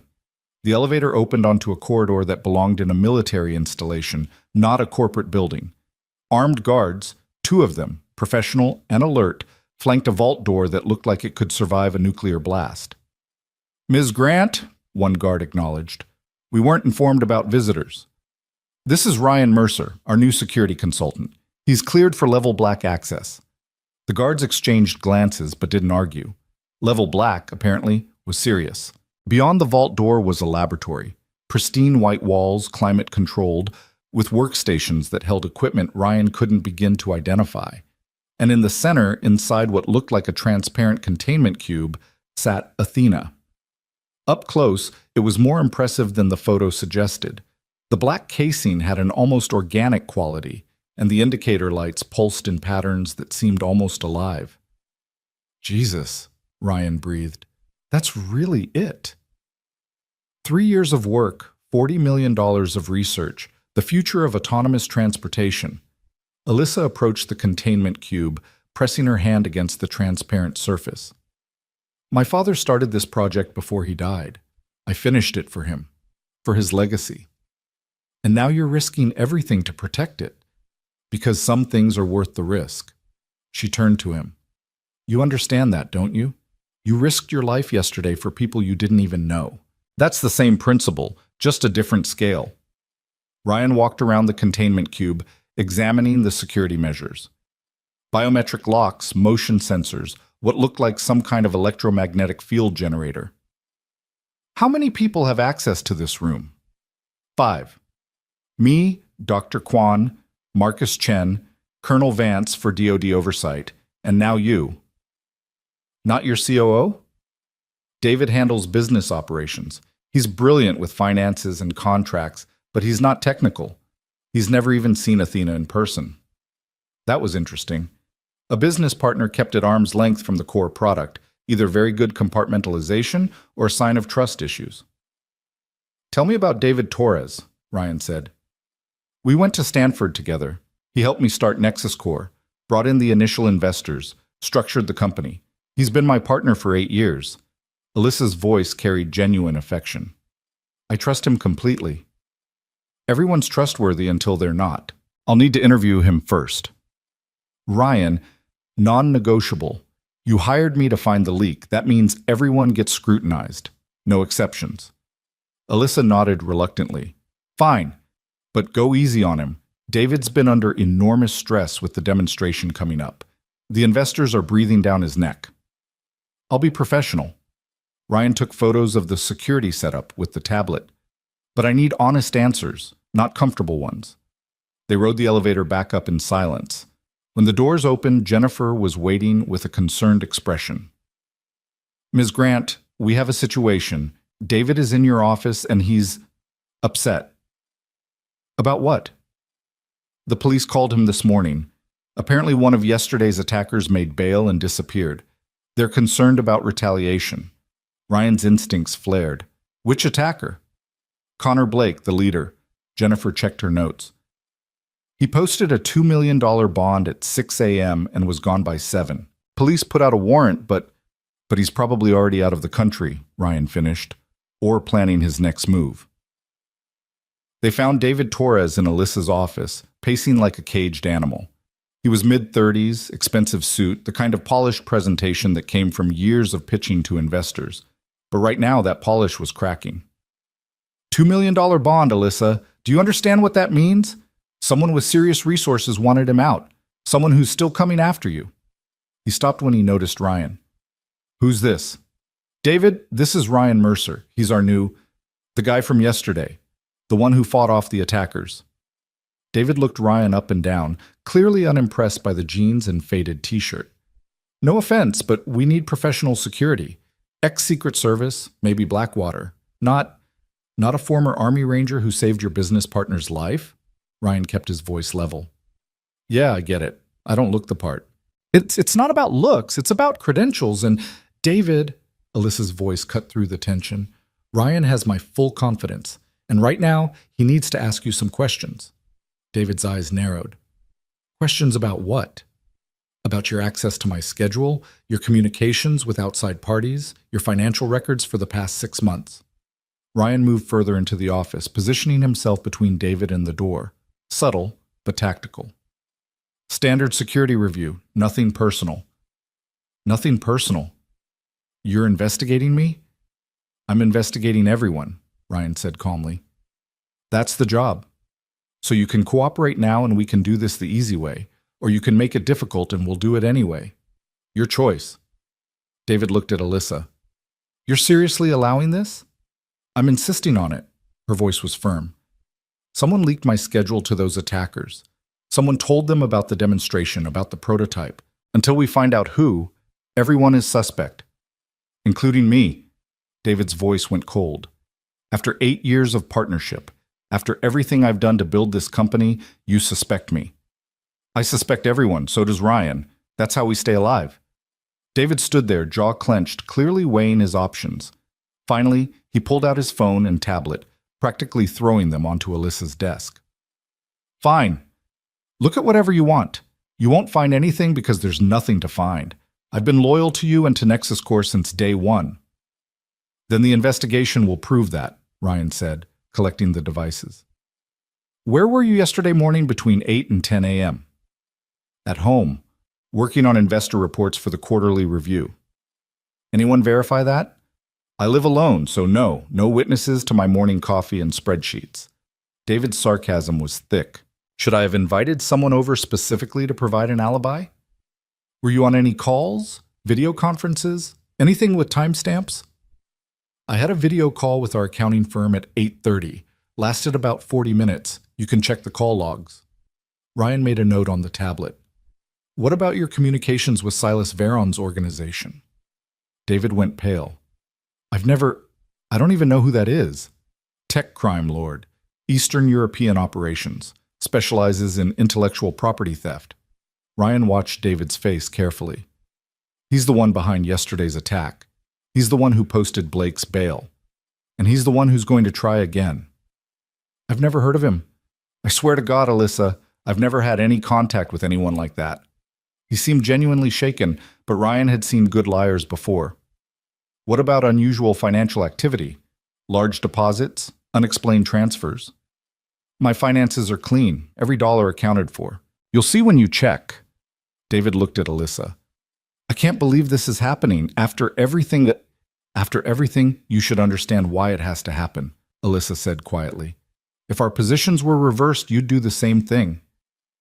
David stared at her for a long moment, then grabbed his coat. I need some air. When you're done treating me like a criminal, I'll be downstairs. He left, the door closing hard behind him. That went well, Ryan observed. David's proud and hurt, but he'll come around. Alyssa sank into her chair. He's not the leak, Ryan. I'd bet everything on that. You already are betting everything. That's the problem. Ryan started scrolling through David's phone. Give me an hour with his devices. I'll know more then. While Ryan worked, Alyssa fielded calls and emails, the constant demands of running a company on top of dealing with security threats. Around noon, Jennifer brought in sandwiches that neither of them touched. His story checks out, Ryan finally said. Video call at 8:30, lasted 42 minutes. Accounting firm confirms. His financial records show normal activity, salary, expenses, nothing unusual. No large cash deposits, no offshore accounts I can find. So he's clear? For now, but I still want to interview the others. Ryan set the phone aside. Who's next on the list? Marcus Chen, head of security. He's actually waiting in the conference room. Jennifer told him you'd want to speak with him. Marcus Chen was everything David Torres wasn't. Calm, professional, and apparently unsurprised by the questioning. He was late 40s, former Marine, with the kind of quiet competence that came from years of experience. Mr. Mercer, he said, shaking Ryan's hand with a grip that tested without being aggressive. I've reviewed the footage from yesterday. Impressive work. Textbook close quarters combat, executed flawlessly under pressure. Just training. Training and instinct. Most people freeze. You moved. Marcus settled into his chair. So what do you want to know? Ryan appreciated the directness. Your security protocols. How did 4 armed men get through your screening process? They didn't come through main entrance. They came through the service bay, same place you were. There's a flaw in the coverage there, a blind spot in the camera angles. I'd identified it in my quarterly review and requested upgrades. He pulled up a report on his tablet. Request was approved, but installation was scheduled for next month. Bad timing. Who knew about the blind spot? Me, the installation team, and Ms. Grant. It's in the security reports that go to her office monthly. Does David Torres receive those reports? No. He gets high-level summaries, but not technical details. That's above his clearance level. Interesting. So David couldn't have known about the blind spot, which meant either Marcus was lying or the attackers had discovered it themselves. What about yesterday's events? You were on site? In my office, monitoring feeds. When the attack started, I initiated lockdown protocols and called 911. By the time I reached the showroom, you'd already neutralized the targets. Marcus met Ryan's eyes. I should have been faster. That's on me. You followed protocol. That's not a failure. Tell that to the people who could have been killed while I was following protocol. There was genuine frustration in his voice. I've been doing security work for 20 years, Mr. Mercer. Yesterday was the first time I've ever felt inadequate. Ryan understood that feeling. Walk me through your investigation of the leak. How did those men know Ms. Grant's schedule? That's the question. Her calendar is on a secure server, access limited to 5 people. Ms. Grant, Jennifer, David, Dr. Kwan, and myself. I've been through the logs 3 times. No unauthorized access, no unusual login patterns.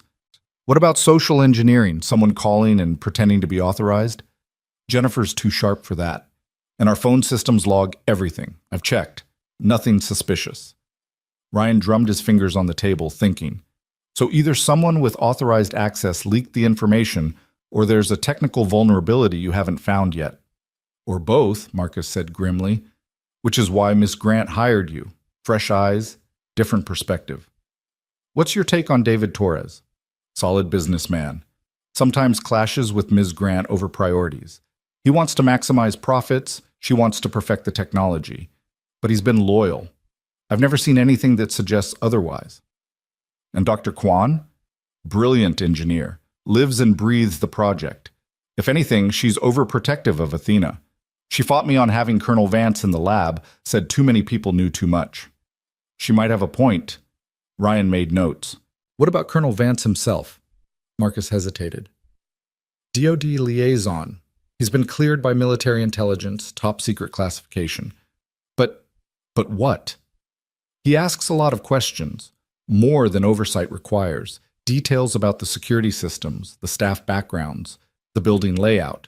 Could be he's thorough. Could be he's gathering intelligence. For who? That's what worries me. I don't know. Marcus leaned forward. Look, Mr. Mercer, I'm not going to pretend yesterday didn't shake me. I've designed security for Fortune 500 companies, government facilities, even foreign embassies, and 4 guys with guns walked through my defenses like they weren't even there. So if you find something I missed, I won't be offended. I'll be grateful. Ryan respected that. Pride was useful, but flexibility was survival. I'll need full access to your security systems, server logs, camera feeds, badge reader data, everything. You'll have it within the hour. Marcus stood, offering his hand again. Welcome to the team, Mr. Mercer. God knows we need you. After Marcus left, Ryan spent the next 3 hours buried in security data. Jennifer brought him coffee, good coffee, not the police station sludge, and quietly informed him that Theo was having a great time in the childcare room and had already made 2 friends. At 4 p.m., Alyssa appeared in the doorway. Find anything? Maybe. Ryan pulled up a series of timestamps. Your security cameras record continuously, but there's a gap yesterday morning.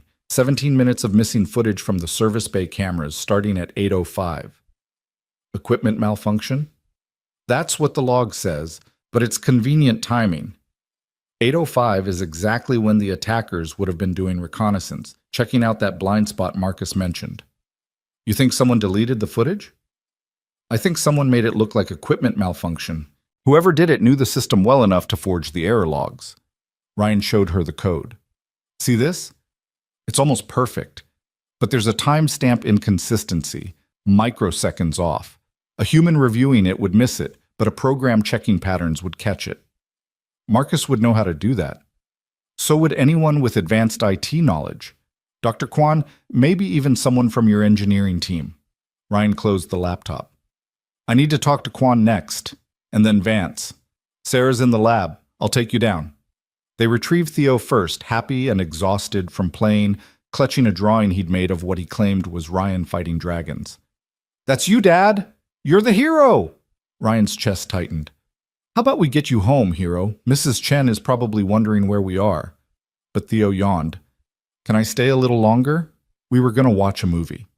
Alyssa crouched down to Theo's level. How about this? You stay and finish the movie, and your dad will come back to get you in an hour. Miss Sarah will take excellent care of you. Is that okay, Dad? Ryan wanted to say no, wanted to keep Theo close, keep him safe, but the childcare room was in one of the most secure buildings in the city, and he needed to finish these interviews. 1 hour, he agreed. Then we're going home. Deal! Theo ran back to his new friends, already forgetting about Ryan. He'll be fine, Alyssa said softly. I promise. They took the elevator back down to B3. The same guards were at their posts, and beyond the vault door they found Dr. Sarah Kwan hunched over a workstation, so absorbed in her work that she didn't notice them enter. Sarah, Alyssa called gently. The engineer jumped, spinning around. She was Asian American, early 30s, with the kind of intense focus that brilliant people often had. Alyssa, You scared me. I was just running diagnostics on the encryption protocols and she noticed Ryan. Oh, you must be the new security consultant. Ryan Mercer. He didn't offer his hand, keeping his distance, observing. I need to ask you some questions. About what? About who had access to Ms. Grant's schedule yesterday. About the missing camera footage. About anything unusual you've noticed in the past few weeks. Sarah's eyes widened. You think I'm the leak? I think everyone is a potential leak until proven otherwise. That's how security works. Well, I'm not. Her voice rose defensively. I've dedicated 3 years to Athena. I've sacrificed relationships, sleep, my health. I would never. Then helping me find who did should be your top priority. Ryan pulled out the tablet. Walk me through your access to the building's security systems. I don't have access. I'm an engineer, not IT. But you work on AI systems. You understand code, network architecture, encryption. Yes, but I wouldn't sabotage our own security. That would put Athena at risk, and Athena is... She stopped, taking a breath. Athena is everything. It's Mr. Grant's legacy. It's the future of transportation. It's bigger than any of us. Someone doesn't agree with that, Ryan said. Someone thinks it's worth stealing, worth killing for. Sarah looked at Alyssa. I swear to you, I had nothing to do with yesterday's attack. I was in this lab from 6 a.m. until Marcus called about the lockdown. The security logs will confirm that. They do, Ryan admitted, but you could have set things in motion earlier, compromised the cameras remotely, passed information to the attackers. I didn't! Then prove it. Show me your work logs, your access history, anything that demonstrates your innocence. What followed was an hour of intense review, Sarah pulling up every piece of documentation, every timestamp, every interaction with the security systems. She was meticulous, almost obsessive about her records.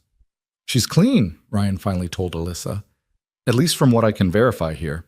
But I still want to monitor her communications for the next few weeks. That's invasive, Sarah protested. That's necessary, Ryan countered. Someone is feeding information to Varen's organization. Until we find them, everyone gets watched. Sarah looked like she wanted to argue, but Alyssa cut her off. He's right, Sarah.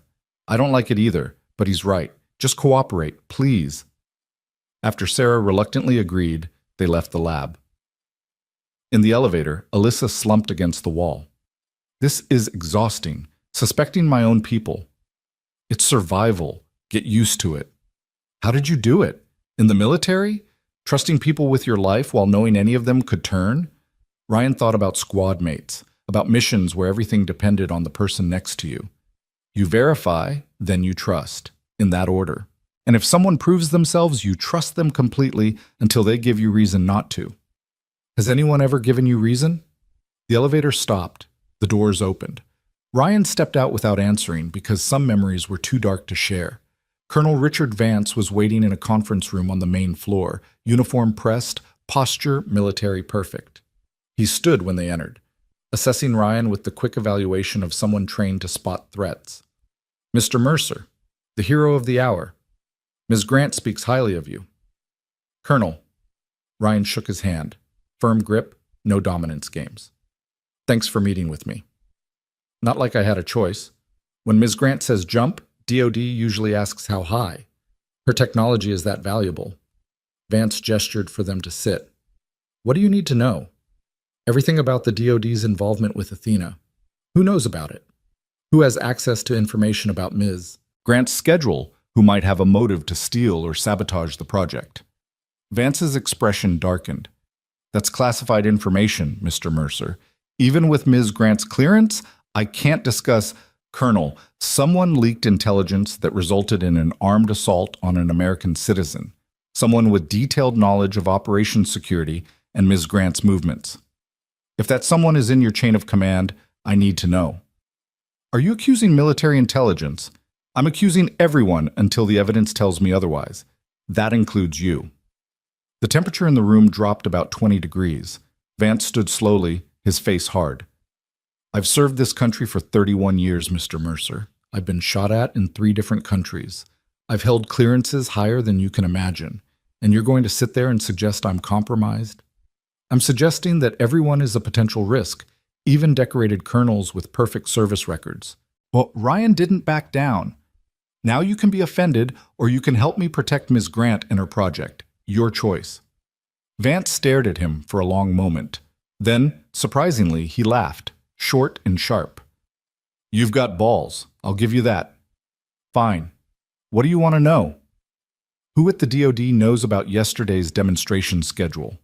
Myself, 3 officers in the Autonomous Systems Division, and 2 senators on the Armed Services Committee. All cleared, all vetted, all with decades of service. Any of them have financial problems? Gambling debts, expensive divorces, anything that might make them vulnerable to bribery? Not that I'm aware of, but I can request background updates, see if anything's changed recently. Do that. What about communication security? How do you coordinate with Ms. Grant?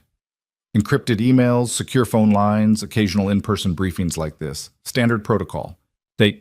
Anyone else have access to those communications? My executive officer sees the traffic logs, but not the content. Encrypted communications get flagged in the system, but only I have the decryption keys. Ryan made notes. What about yesterday? Where were you during the attack? At the Pentagon, in a budget meeting that lasted from 0800 to 1200 hours. Approximately 40 witnesses, including a 3-star general who spent most of it yelling about procurement costs. Vance's expression softened slightly. I heard about the attack 3 hours after it happened. By then, you'd already become a legend in certain circles. I'm not a legend. I'm just a guy who got lucky. Luck is what people call it when skill meets preparation. Vance leaned forward. I've read your service record, Mercer. 14 deployments, multiple commendations, 2 Bronze Stars. You weren't lucky yesterday. You were lethal. That life is over. Is it? Because from where I'm sitting, you're right back in it. Vance pulled out a file, slid it across the table. This is everything DoD has on Silas Varon. It's not much. The man is a ghost, but maybe you'll see something we missed. Ryan opened the file. Photos. Grainy surveillance images from different countries. Financial trails that led nowhere. A list of suspected operations, all technological thefts, all unsolved. And then he saw it. A notation from 6 years ago. An operation in Syria. Intelligence suggested Varon had been funding insurgent groups, providing them with communications technology in exchange for stolen military equipment. The operation that had been Ryan's last mission, the one he'd tried so hard to forget. You recognize something, Vance observed. Ryan forced his voice steady. I might have encountered Varon's operation before. Indirectly. Care to elaborate? Not really. Ryan closed the file. But if he's the same network I think he is, then he's more dangerous than you realize, and more connected. Connected to what? To people who should be dead but aren't. To operations that officially never happened. Ryan met Vance's eyes. If Varon is involved, Colonel, then this goes deeper than corporate espionage. This goes to military intelligence, black operations, things that stay classified for a reason. The room went quiet. Alyssa looked between them, clearly sensing something she wasn't being told. I'll make some calls, Vance said finally. See what I can shake loose from old contacts. But Mercer, if you know something specific, I know that Silas Varon is connected to a network I helped dismantle 6 years ago. I know that they have resources, connections, and a very long memory. Ryan stood. And I know that if they're after Athena, they won't stop with one failed attack. They'll come again, harder, smarter, and soon. Vance stood too. Then we'd better be ready. After the colonel left, Alyssa grabbed Ryan's arm. What was that? What operation? What aren't you telling me? Nothing that changes what we're doing here. Bullshit! You went pale when you saw that file. You know something about Varon. Ryan pulled free, gently but firmly. I need to pick up Theo. We can talk about this tomorrow. Ryan, tomorrow, Alyssa, please. He left before she could argue, taking the elevator up to the childcare room where Theo was watching the end credits of an animated movie, surrounded by new friends and blissfully unaware of the danger swirling around them. Ready to go home, buddy? Do I have to? Yeah, but maybe we can come back if Dad's job works out. On the drive home, Alyssa had arranged for his car to be delivered from the police impound. Theo chattered about his day, about the games he'd played, about a girl named Emma who could draw better than anyone he'd ever seen. Normal kid stuff. Beautiful, ordinary, safe. But in Ryan's mind, old ghosts were stirring, missions he'd tried to forget, a network he'd thought destroyed, and the growing certainty that yesterday's attack wasn't just about stealing technology, it was personal. Varen knew who he was, maybe had known all along, and if that was true, then everything, Alyssa, Athena, this whole situation, was about to get much worse. Because 6 years ago, Ryan had killed Varen's brother, and some debts could never be forgiven. That night, after Theo fell asleep, Ryan sat on the apartment balcony with a beer he didn't drink and memories he couldn't escape. Syria, 6 years ago. The operation had been classified then and probably still was. The kind of mission that never appeared in official records, conducted by soldiers who technically didn't exist. The target had been an arms dealer named Victor Veron, Silas's older brother, a man who'd been funneling advanced communications technology to insurgent groups in exchange for stolen military hardware. Intel suggested he was operating out of a compound near Raqqa, protected by mercenaries and local fighters who didn't ask questions as long as the money kept flowing. Ryan's team, 8 Rangers, all volunteers for off-book operations, had gone in during a sandstorm, using the chaos as cover. The mission had been surgical: extract Victor, bring him back for interrogation, dismantle the network. Simple on paper, catastrophic in execution. Because Victor Veron hadn't been just an arms dealer, he'd been bait. The compound had been rigged with explosives, pressure sensors on every door, tripwires in hallways. They'd lost 2 men in the first 60 seconds, Collins and Martinez, good soldiers who'd trusted the intel and paid with their lives. The rest of the team had pushed forward anyway, because that's what you did. You completed the mission even when it went to hell. Ryan had found Victor in the central room, surrounded by servers and equipment, calmly destroying hard drives while his compound burned around him. He'd smiled when Ryan kicked in the door, like he'd been expecting this exact moment. "You're too late," Victor had said in accented English. "The data is already transmitted. My brother has everything." "Then you're just a loose end," Ryan had replied, weapon raised. "You think killing me stops anything? You think my brother will forget? He'll hunt every one of you. He'll burn your families, your—" Ryan had pulled the trigger. Center mass, 3 rounds, textbook execution. Victor had dropped, and Ryan had felt nothing. Just the cold efficiency of a soldier doing his job. Except the job hadn't been done. The compound had collapsed as they extracted, killing 1 more ranger, Thompson, who'd saved Ryan's life by pushing him clear of falling debris. And the intelligence Victor had transmitted? It had led to a series of attacks on forward operating bases across 3 countries, killing 47 American soldiers in 6 weeks before the network had finally been dismantled. Ryan had come home with medals and nightmares, convinced that killing Victor Veron had been justice for Collins, Martinez, and Thompson. But if Silas Varen had been tracking him all this time, waiting for the right moment to strike back, then those deaths had been for nothing. And now Alyssa and Theo were caught in the crossfire of a revenge he'd thought was buried with Victor's body in an unmarked grave somewhere in the Syrian desert. His phone buzzed. A text from Alyssa. "Alyssa, can't sleep either? Call me if you want to talk about what you saw in that file." Ryan stared at the message. He should tell her. She deserved to know that this wasn't just about stealing Athena, that it was personal, that Silas Veron might be using the prototype as bait to draw Ryan out. But telling her meant admitting he'd brought this danger to her door, meant accepting that his past had poisoned her present. He typed a response. "Ryan, tomorrow. I'll tell you everything tomorrow. Alyssa. Promise?" Ryan. "Promise." He went inside, checked on Theo one more time. The boy was sprawled across his bed, one arm hanging off the edge, completely at peace, and tried to sleep. Failed. At 3 a.m., he gave up and started reviewing the security files again, looking for patterns he'd missed. The missing camera footage bothered him. 17 minutes was too precise to be coincidental. Someone had known exactly how long the attackers needed to scout the service bay and had deleted just enough footage to cover their reconnaissance without making the gap obvious. Marcus Chen had the skills to do it. So did Dr. Kwan, despite her protests. David Torres probably could have hired someone. Even Colonel Vance, with military intelligence resources, could have arranged it, but none of them had an obvious motive. Marcus took security failures personally. Yesterday had genuinely shaken him. Sarah was obsessively protective of Athena. David's entire financial future depended on the demonstration succeeding, and Vance's career would be destroyed if a DoD project was compromised on his watch, unless one of them was compromised in ways Ryan hadn't discovered yet. Blackmail, maybe, or ideology. Someone who believed Athena was too dangerous to exist and wanted it destroyed rather than stolen.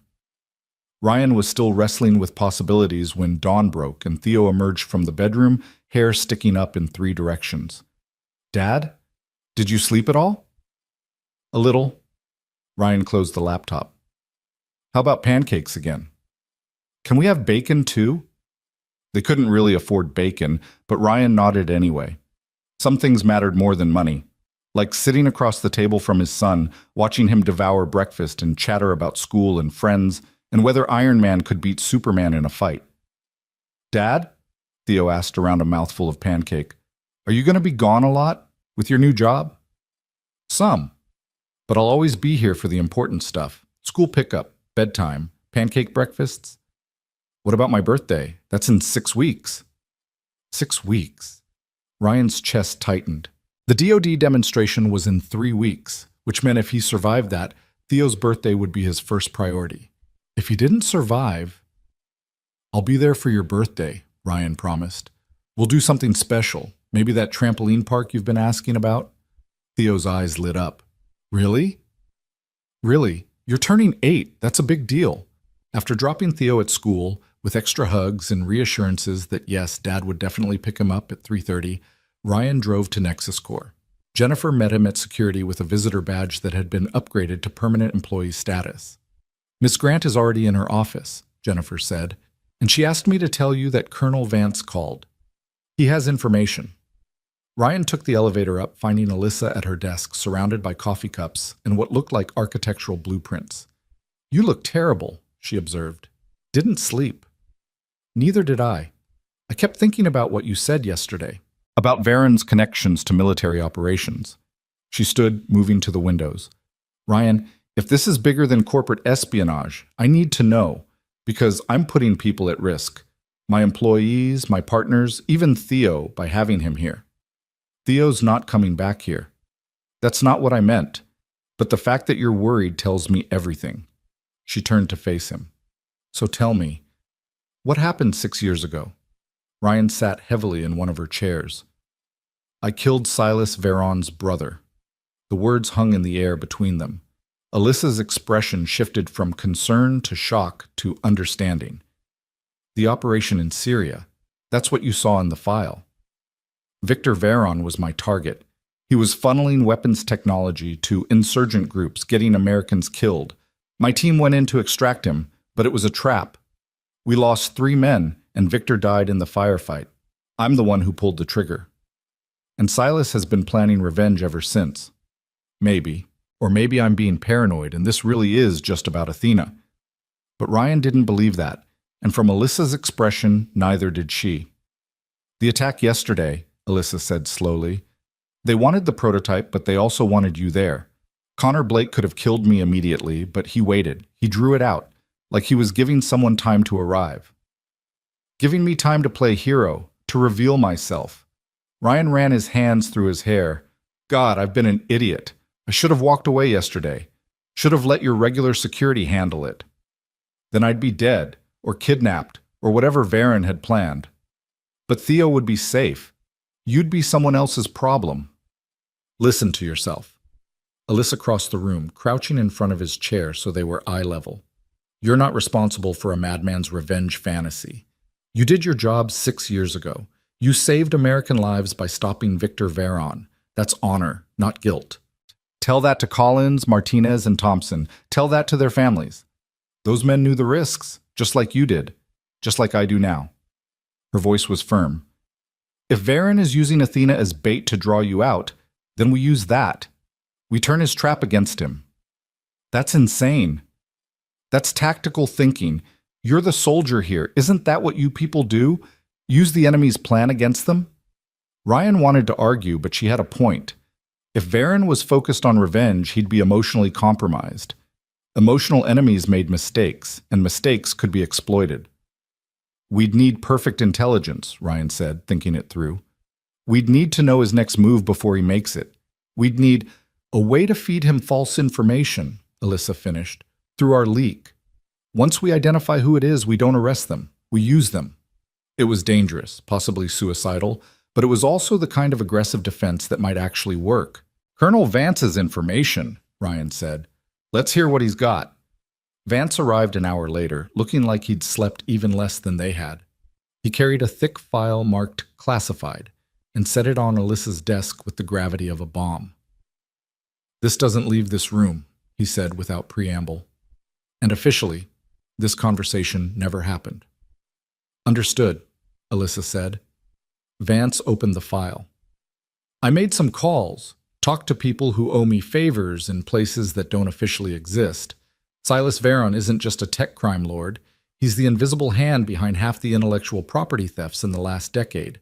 But here's what's interesting. He's selective. He only targets specific technologies. What kind? Ryan asked. Military applications, autonomous systems, AI, communications networks, anything that could be weaponized or sold to hostile nations. He's not motivated by money alone. He's motivated by ideology. What ideology? Anti-American imperialism, for lack of a better term. He believes American military technology is the root of global oppression, and by stealing and redistributing it, he's leveling the playing field. Vance pulled out a photo, surveillance image of a man in his 40s, gaunt face, cold eyes. This is Silas Varon, taken in Prague 2 years ago. He's been on Interpol's watch list for 8 years. Nobody can touch him. Ryan stared at the photo. Those eyes held intelligence, calculation, and something else. Rage, maybe. The kind of cold fury that could sustain a man through years of planning. My contact confirmed that Silas has been tracking you, Mercer, since Syria. He has a file on you, service record, home address, family information. He knows about Theo. Ice flooded Ryan's veins. He knows about my son? Has for years. But he hasn't made a move, which suggests he's been waiting for the right moment. The right leverage. Vance gestured to the file. Athena gives him that leverage. He gets revenge on you and acquires a $40 million weapons system. 2 birds, 1 stone. Then we move Theo, Ryan said immediately. Protective custody, safe house, whatever it takes. Already arranged. Vance pulled out a phone. I took the liberty of contacting FBI. They have a secure facility 2 hours outside the city. Family members of protected witnesses, high-value targets. Your son would be safe there until this resolves. Ryan's mind was racing. Protective custody meant uprooting Theo from school, from friends, from the only stability he'd known. It meant terrifying him with explanations Ryan didn't want to give, but it meant he'd be alive. How soon can you arrange it? Today. This afternoon, if needed. Vance checked his watch. But Mercer, you need to understand, if we do this, if we put your son in protective custody, it's an admission that Varen's threat is credible. It'll escalate his timeline. Meaning? Meaning he'll know we're on to him. He'll accelerate whatever he's planning. The demonstration is in 3 weeks, but if he thinks we're preparing defenses, he might move sooner. Let him, Alyssa said.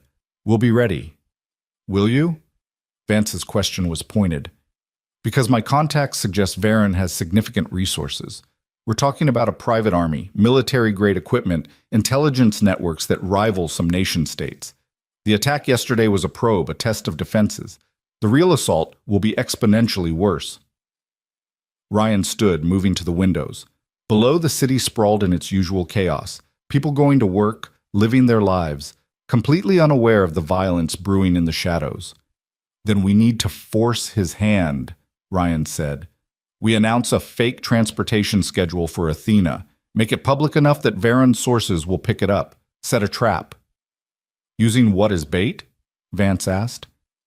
Me. Ryan turned back to them. If this is about revenge, then I'm what he really wants. We create a scenario where I'm vulnerable, where he thinks he can get to me and the prototype simultaneously, draw him out into the open.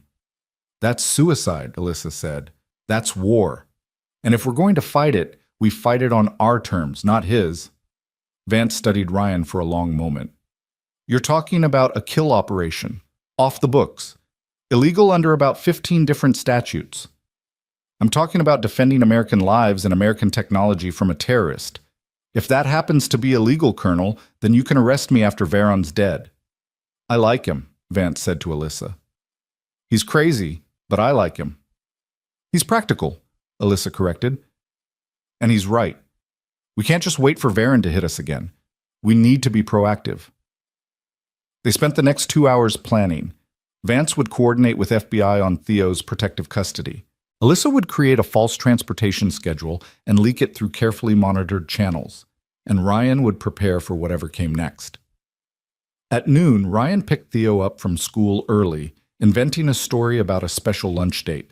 They went to Theo's favorite burger place, and Ryan watched his son eat and laugh and be gloriously, heartbreakingly normal. Dad? Theo asked, dipping a French fry in ketchup. You're being weird. Weird how? Like you're sad. Did something happen with your job? Ryan reached across the table, taking his son's small hand. Theo, I need to talk to you about something important, and I need you to be brave, okay? Theo's smile faded. Okay. My new job is dangerous. Not super dangerous, but enough that I want to make sure you're extra safe while I'm working. So for the next few weeks, you're going to stay somewhere very secure with some very nice people who are going to take excellent care of you. Like a vacation? Sort of, I'll tell. Except without me. Theo's eyes filled with tears. I don't want to go without you. I know, buddy. I don't want you to go either, but it's just temporary, just until my job is finished, and then we'll be together again, and I promise I'll take you to that trampoline park for your birthday. What if you don't come back? The question hit Ryan like a physical blow. I'll come back, I swear. That's what Mom said, before she left. Ryan came around the table, pulling Theo into a fierce hug. His son felt so small, so fragile. How had he ever thought he could balance being a soldier and being a father? I'm not Mom, Ryan said into Theo's hair. I'm not leaving you. I'm protecting you. There's a difference. Promise? I promise. That afternoon, an FBI escort arrived, 2 agents, professional and kind, who explained everything to Theo in age-appropriate terms. They called it a special camp, where he'd have his own room, video games, and other kids to play with. They showed him pictures of the facility. It looked like a summer camp, all cabins and playgrounds. Can I call Dad? Theo asked. Every day, the female agent promised. Twice a day if you want. And if there's an emergency, he can visit. Ryan packed Theo's bag, clothes, toys, the stuffed dinosaur he'd had since he was 3. Mrs. Chen came down to say goodbye, pressing cookies into Theo's hands and whispering something in Vietnamese that made the boy smile despite his tears. Be brave, Ryan told his son at the car. Be strong. And remember that I love you more than anything in this world. Even more than pancakes? Even more than pancakes. Theo hugged him one more time, and then he was gone, the FBI car disappearing around the corner, taking Ryan's entire world with it. Ryan stood on the sidewalk for a long time, feeling hollowed out. Mrs. Chen touched his arm gently. He will be safe, and you will bring him home. How do you know? Because you are his father, and fathers do impossible things for their children. Ryan went back to his apartment, empty now and echoing. He sat at the kitchen table where he and Theo had eaten pancakes just that morning, and for the first time in 6 years, he let himself cry. Not for long, just a few minutes of grief and fear and rage at the situation he'd created. Then he wiped his face, pulled out his laptop, and got to work. If Veron wanted a war, he'd give him one. Over the next week, Ryan transformed Alyssa's security protocols. He installed additional cameras, reinforced access points, trained her existing security team in close-quarters combat scenarios. Marcus Chen proved invaluable. The man had been waiting for someone to take security seriously, and he threw himself into the upgrades with enthusiasm. Finally, Marcus said as they reviewed the new protocols, someone who understands that security isn't about deterrence. It's about winning the fight that deterrence fails to prevent. Ryan also monitored the leak operation. Alyssa had created a false transportation schedule showing Athena would be moved to a secure DoD facility in 10 days, transported via armored truck through a specific route.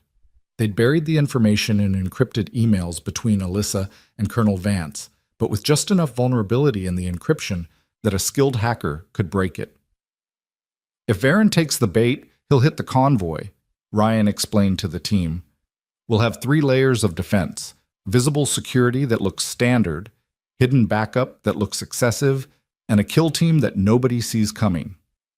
And if he doesn't take the bait? David Torres asked. He'd been surprisingly cooperative after the initial interview, even offering to help coordinate the false information. Then we know he has better intelligence than we thought, and we recalibrate. But Varen took the bait.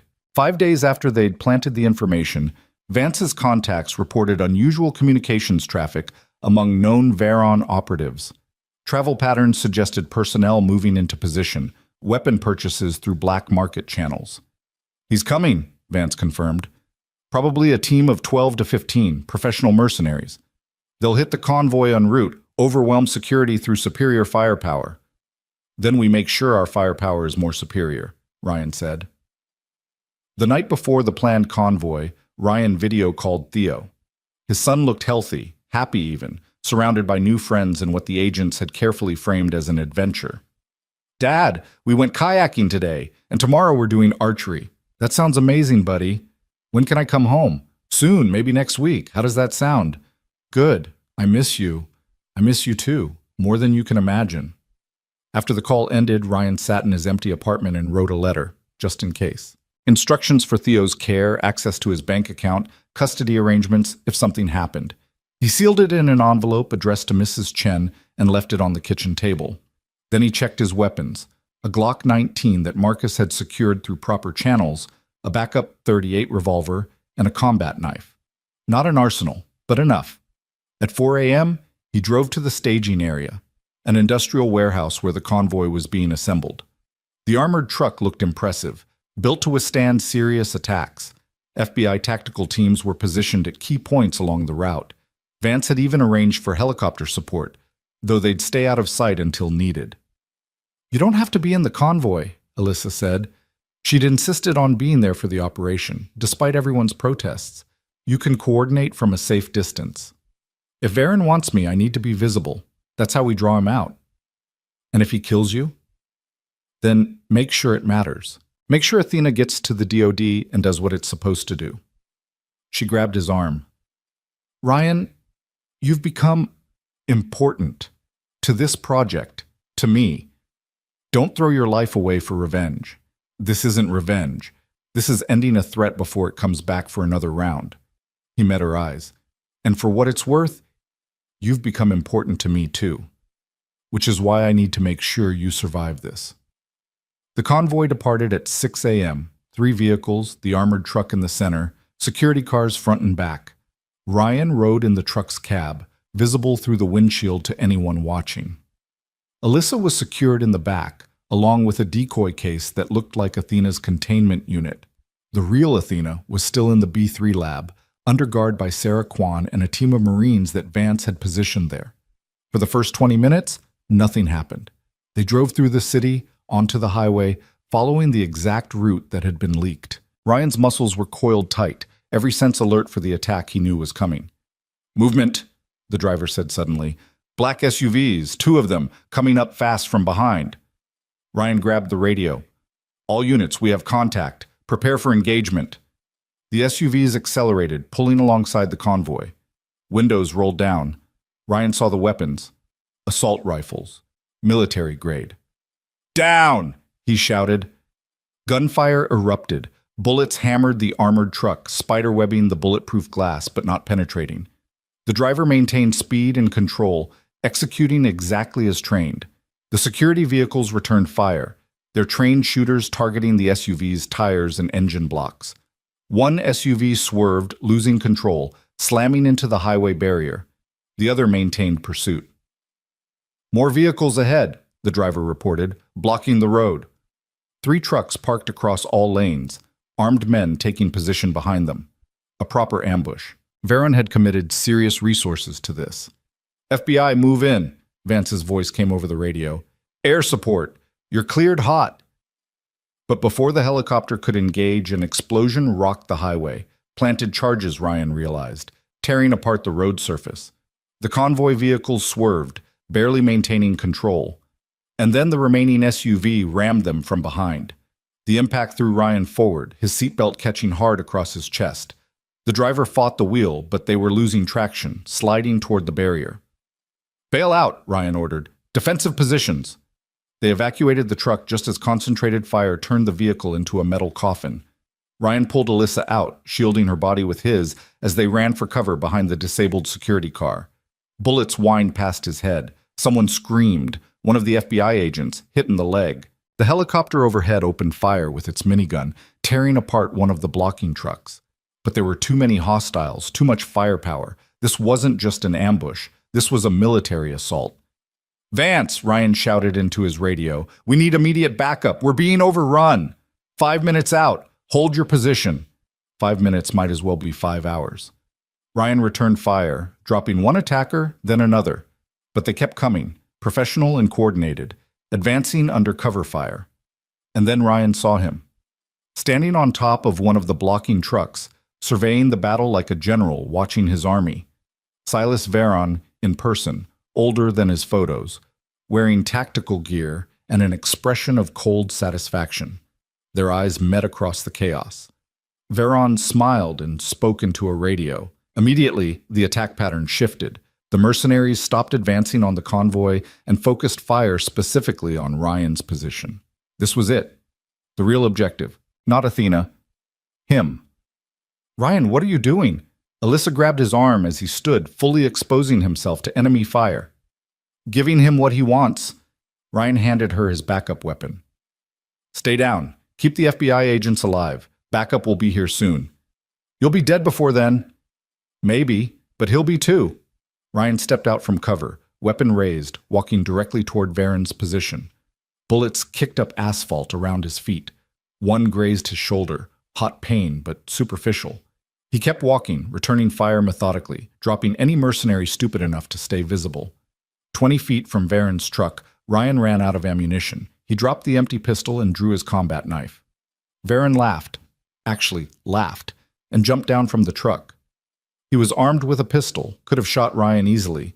Instead, he holstered it and drew his own knife. "You killed my brother," Veron said. His accent was thicker in person, Eastern European, carrying years of hatred. "You took him from me. Now I take everything from you. Your brother was a terrorist. He deserved what he got. He was a visionary. He understood that American military dominance had to be challenged, that your technology had to be liberated." Veron circled, knife held expertly. "And you murdered him for following his principles." "I stopped a threat. That's what soldiers do." "Then let us see who is the better soldier."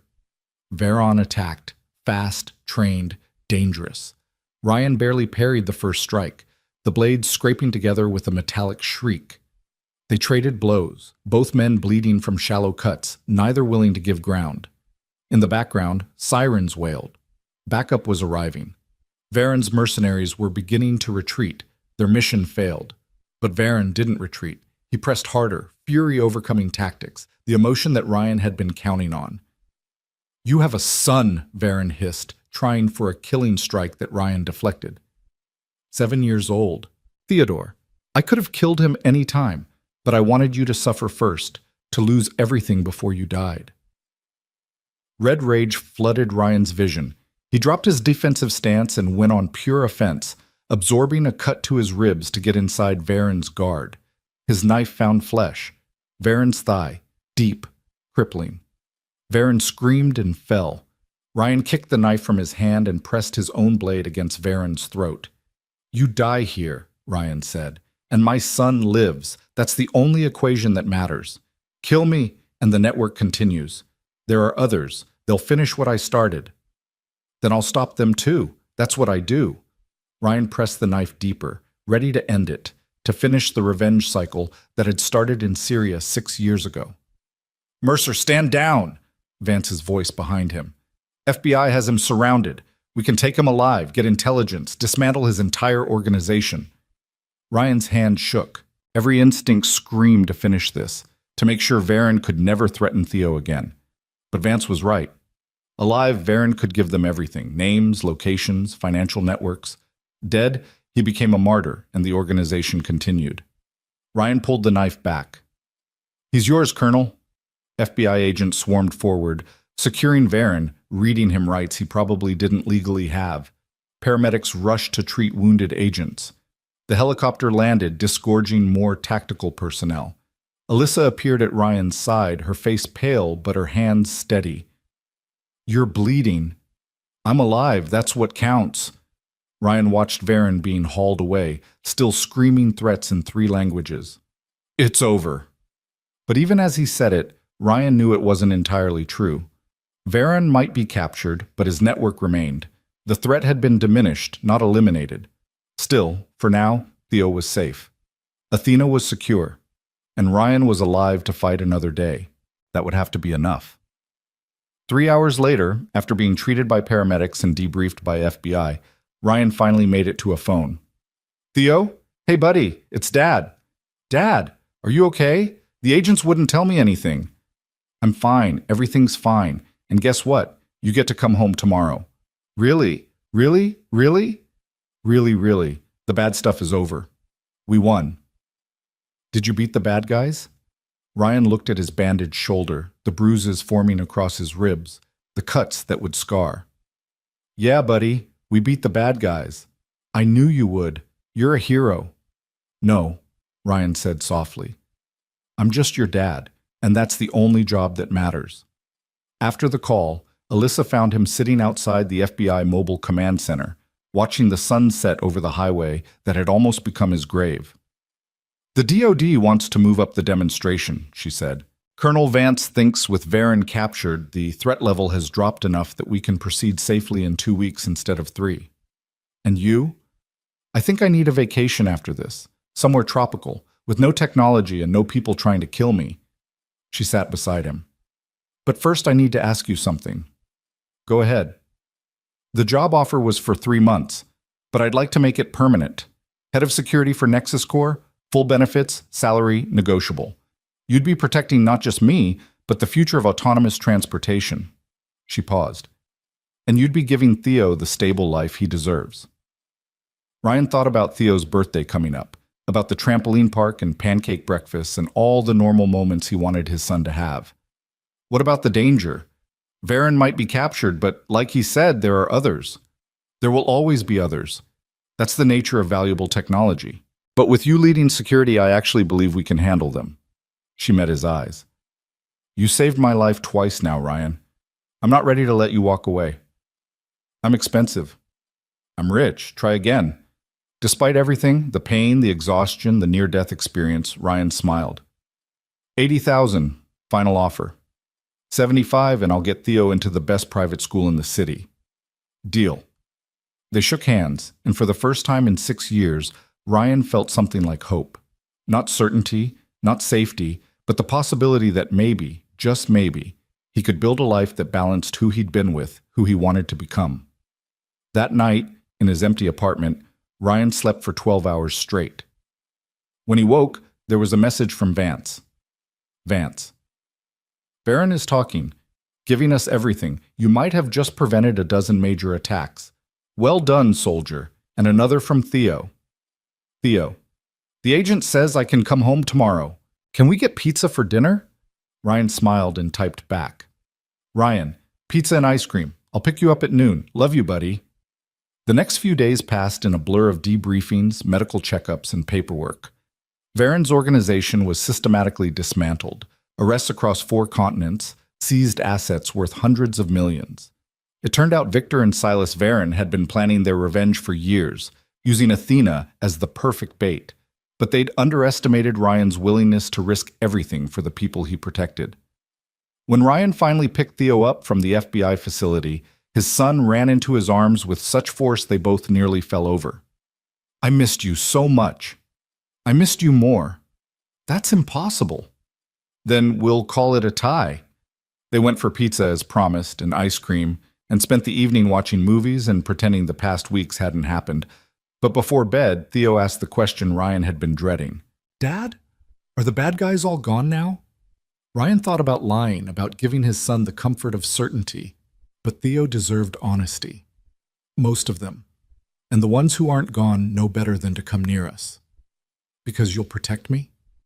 Always, no matter what. Theo hugged him tight. I know. As Ryan tucked his son into bed, watching him drift off to sleep, he felt the weight of every choice that had led to this moment. Joining the military, Syria, Victor Veron, coming home. Every decision had carved the path to right here, right now, a small apartment, a sleeping child, and a future that finally felt possible. Tomorrow, he'd go back to Nexus Core. He'd finalize the security protocols for the DoD demonstration.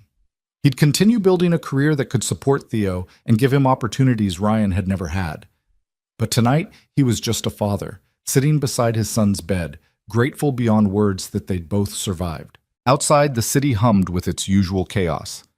Somewhere, Silas Veron sat in a federal prison, his revenge fantasy destroyed.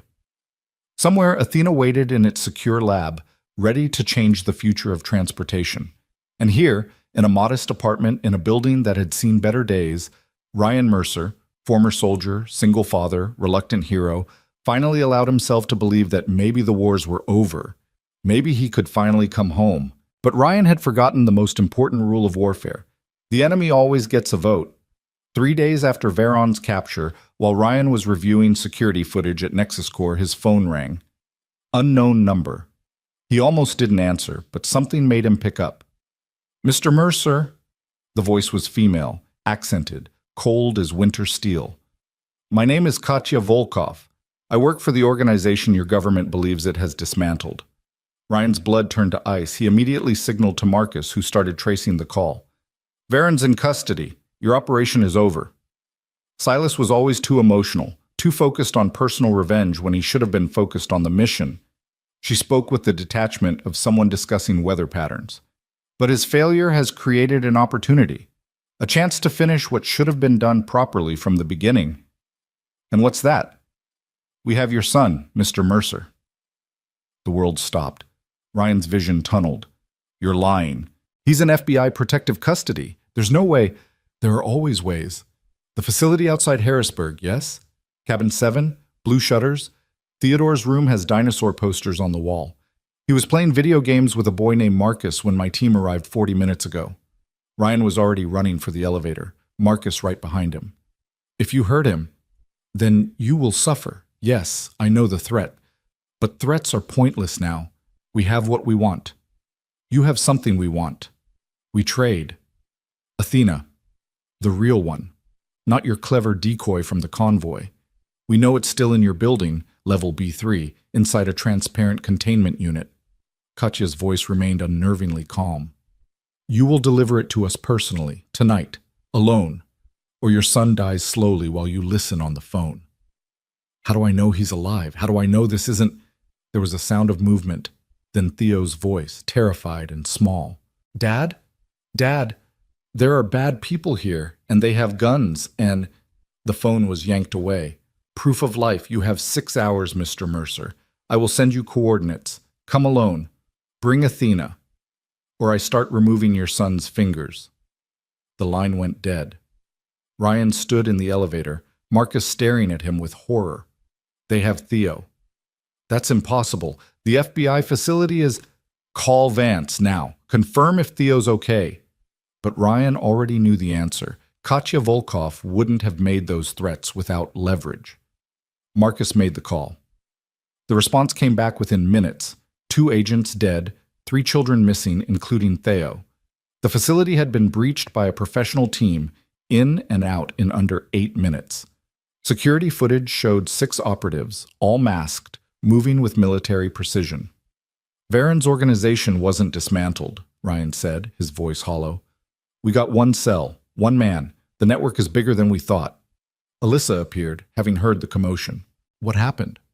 They took Theo. They want Athena in exchange. Then give it to them. No hesitation, no calculation, just immediate certainty. Ryan, I don't care about the prototype. I care about that little boy. We'll rebuild. They won't honor the trade. Ryan was already thinking tactically, pushing emotion down where it couldn't cloud his judgment. They'll take Athena and kill both of us. That's standard procedure for operations like this. Then what do? We give them what they want, but not how they expect it. Ryan turned to Marcus. I need the building's complete blueprints. I need weapons. And I need to know if you're willing to break about 15 federal laws. For that kid, I'd break 50. Marcus pulled out his tablet. What's the plan? The coordinates Katya sent were for an abandoned waterfront warehouse, classic hostage exchange location. Plenty of cover for her team, limited escape routes for the hostage, perfect kill zone if things went wrong. She was professional. Ryan had to give her that. It's a trap, Colonel Vance said over the encrypted line. He'd arrived at Nexus Core within an hour of learning about Theo's abduction. They'll have snipers positioned, probably claymores at the exits. You go in there alone, you're dead. Then I don't go in alone. I go in first.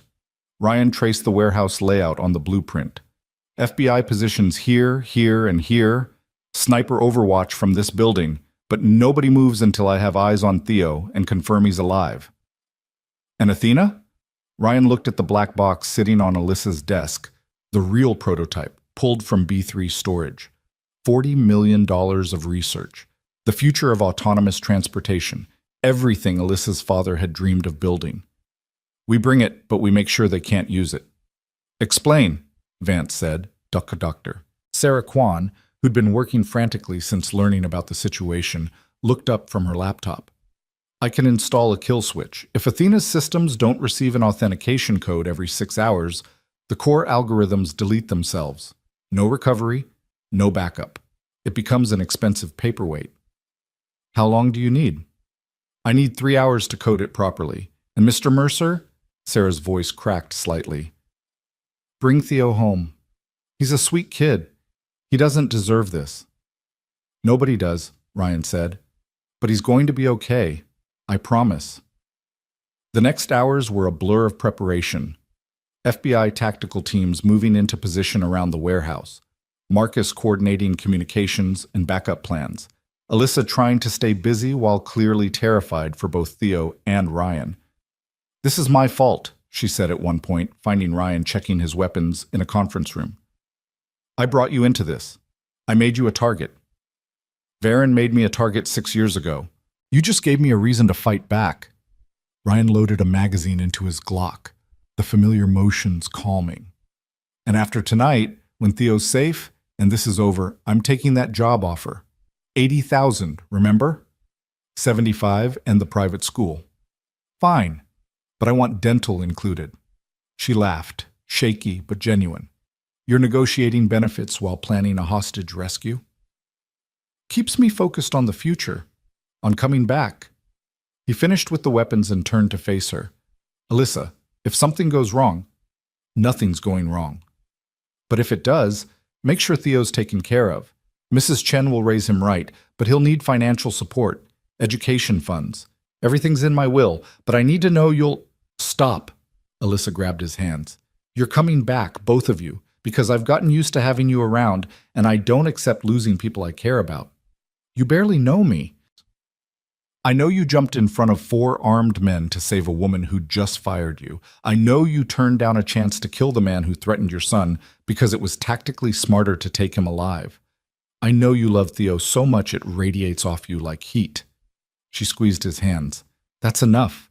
That's more than enough. Ryan wanted to say something meaningful, something that captured the strange connection they'd formed through trauma and trust. But words felt inadequate, so he just nodded. At 8 p.m., Sarah finished the kill switch installation. It's done. Athena will function normally for 6 hours, then self-destruct unless you input this code. She showed him a 16-digit sequence. Memorize it, don't write it down. Ryan memorized it in 30 seconds. Old military training never faded.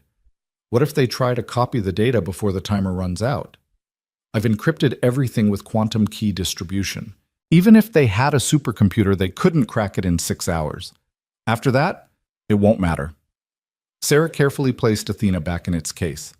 Mr. Mercer, I know I'm just an engineer, but if you need backup in there, I need you here, making sure this system works exactly as promised. That's how you help. At 9 p.m., Ryan loaded Athena into a nondescript car and drove toward the waterfront.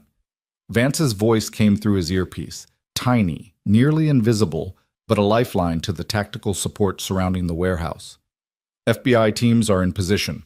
Snipers have visual on 4 hostiles outside the building. Thermal imaging shows at least 8 more inside, plus what we think are the children. Theo? Can't confirm individual identities yet, but there are definitely small heat signatures. Kids. Ryan's hands tightened on the steering wheel.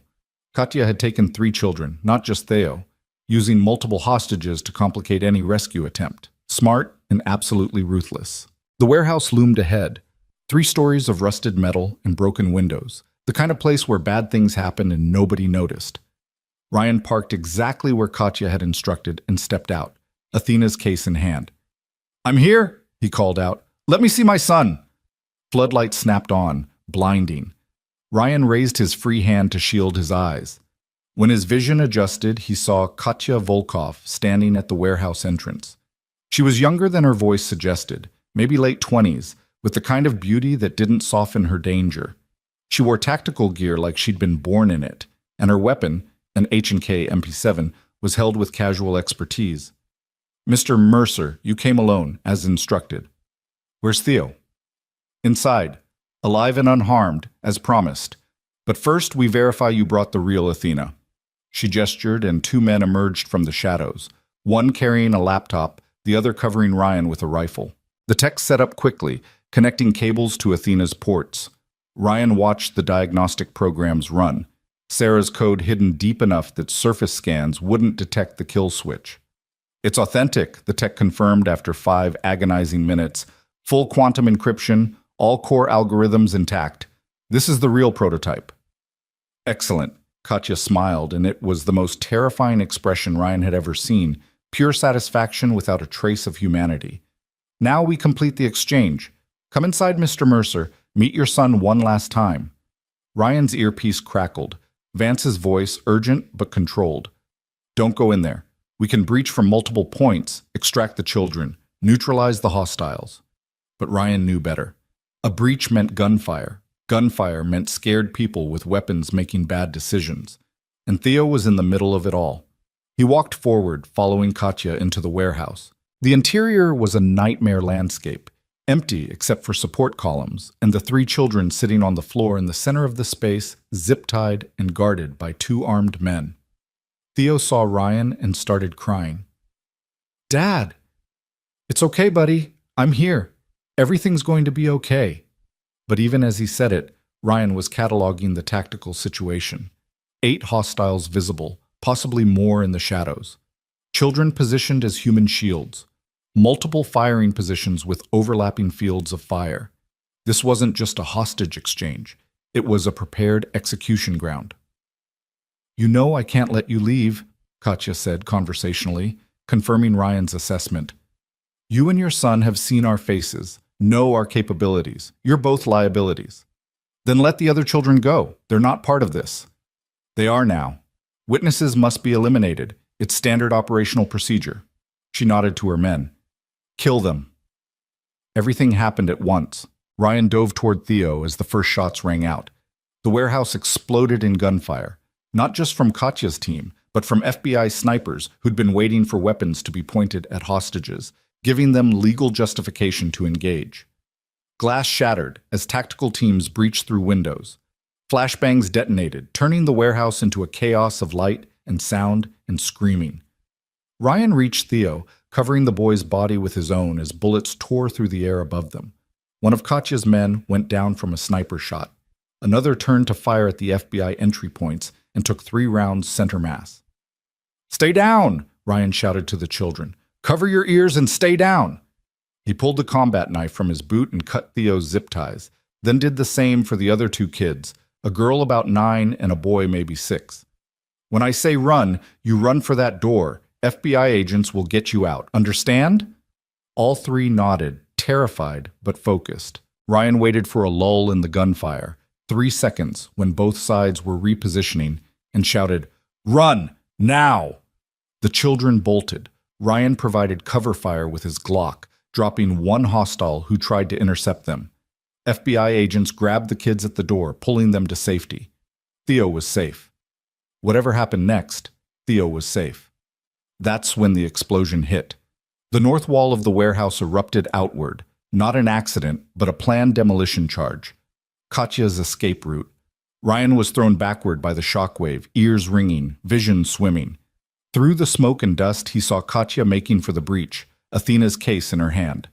Two of her surviving team members provided covering fire while she escaped. Ryan forced himself up, ignoring the pain in his ribs, and ran after her. Behind him, Vance was shouting orders, FBI teams securing the warehouse and treating wounded. But Ryan only had eyes for Katya and the prototype she was stealing. He emerged into the cool night air in time to see Katya reaching a boat docked at the waterfront. She saw him coming and didn't hesitate. She raised her MP7 and fired. Ryan dropped and rolled, coming up behind a concrete barrier. Bullets chipped away at his cover. He returned fire, but Katya was already at the boat, her remaining team members laying down suppressive fire. "Mercer, fall back," Vance's voice in his earpiece. "We have helicopters inbound. We can track the boat."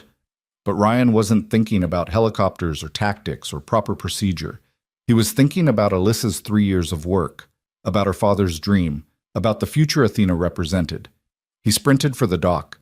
Katya saw him coming and made a split-second decision. She could board the boat and escape, or she could stay and fight. She chose to fight, tossing Athena's case to one of her men and turning to face Ryan with cold fury. "Persistent," she observed, dropping her empty MP7 and drawing a pistol. "I respect that." They exchanged fire at point-blank range, both shooting, both moving, both refusing to die easy. Ryan felt a round graze his thigh, hot pain but not crippling. His return shot caught Katya in the shoulder, spinning her around. But she didn't go down. She charged instead, using the momentum to close distance, turning the fight into close quarters where her smaller size became an advantage. They grappled at the dock's edge, both trying for killing positions, both too well trained to give ground. Ryan was stronger, but Katya was faster, and she fought with the desperate fury of someone with nothing to lose. She got a hand on his throat. He broke the grip and threw her backward, too hard. She went over the edge into the water, the dark ocean swallowing her immediately. Ryan didn't wait to see if she'd surface. He turned to the boat, where the last two members of her team were casting off. Athena's case sat on the deck, 10 feet away and moving farther with each second. Ryan jumped. He cleared the gap between dock and boat, landing hard on the deck and immediately rolling to avoid the gunfire he knew was coming. One hostile down in the water, incapacitated by Ryan's momentum. The other turned his weapon toward Ryan's chest. The shot never came. An FBI sniper from the warehouse, perfect angle, perfect timing, put a round through the hostile's head before he could pull the trigger. Ryan grabbed Athena's case and dove back into the water, just as FBI boats rounded the bend, their spotlights sweeping the scene. The ocean was cold enough to shock his system, but he kicked hard for the dock, one arm holding the case above water. Hands reached down, FBI agents pulling him up. Somewhere in the distance, a helicopter searchlight was scanning for Katya Volkov. Paramedics were rushing toward the wounded. Vance was coordinating about 15 different operations simultaneously. And standing at the edge of the controlled chaos, wrapped in a blanket with Marcus's arm around his shoulders, was Theo. Ryan dropped Athena's case and ran. He swept his son up into his arms, holding him so tight he worried he might hurt him. Theo was crying, ugly, snotty, scared tears that soaked into Ryan's tactical vest.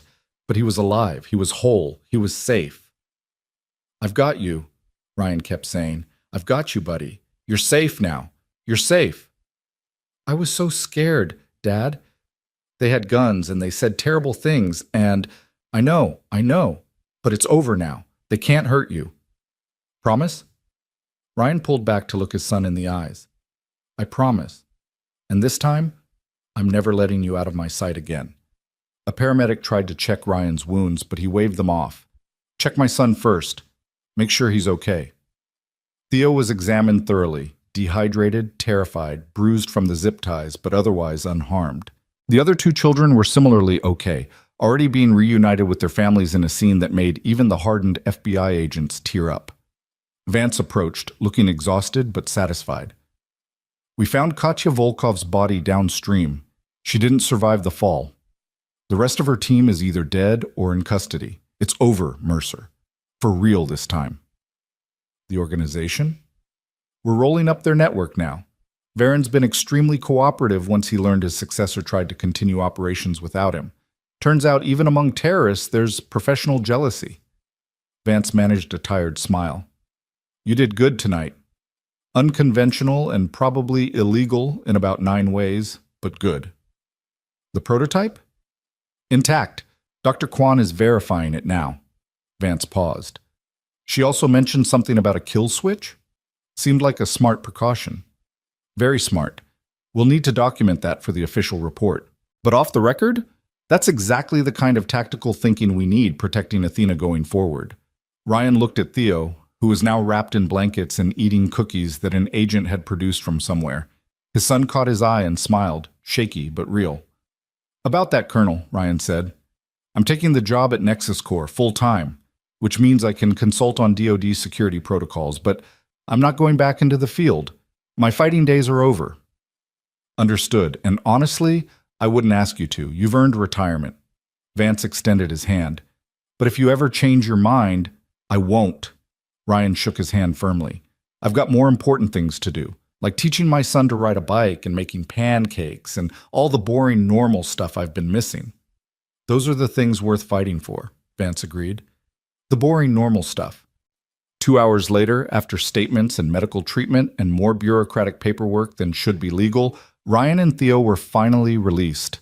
Alyssa had been waiting the entire time, pacing the FBI mobile command center like a caged animal. She saw them emerge and ran forward, then stopped, uncertain. I don't know if I should hug you or yell at you for being so reckless.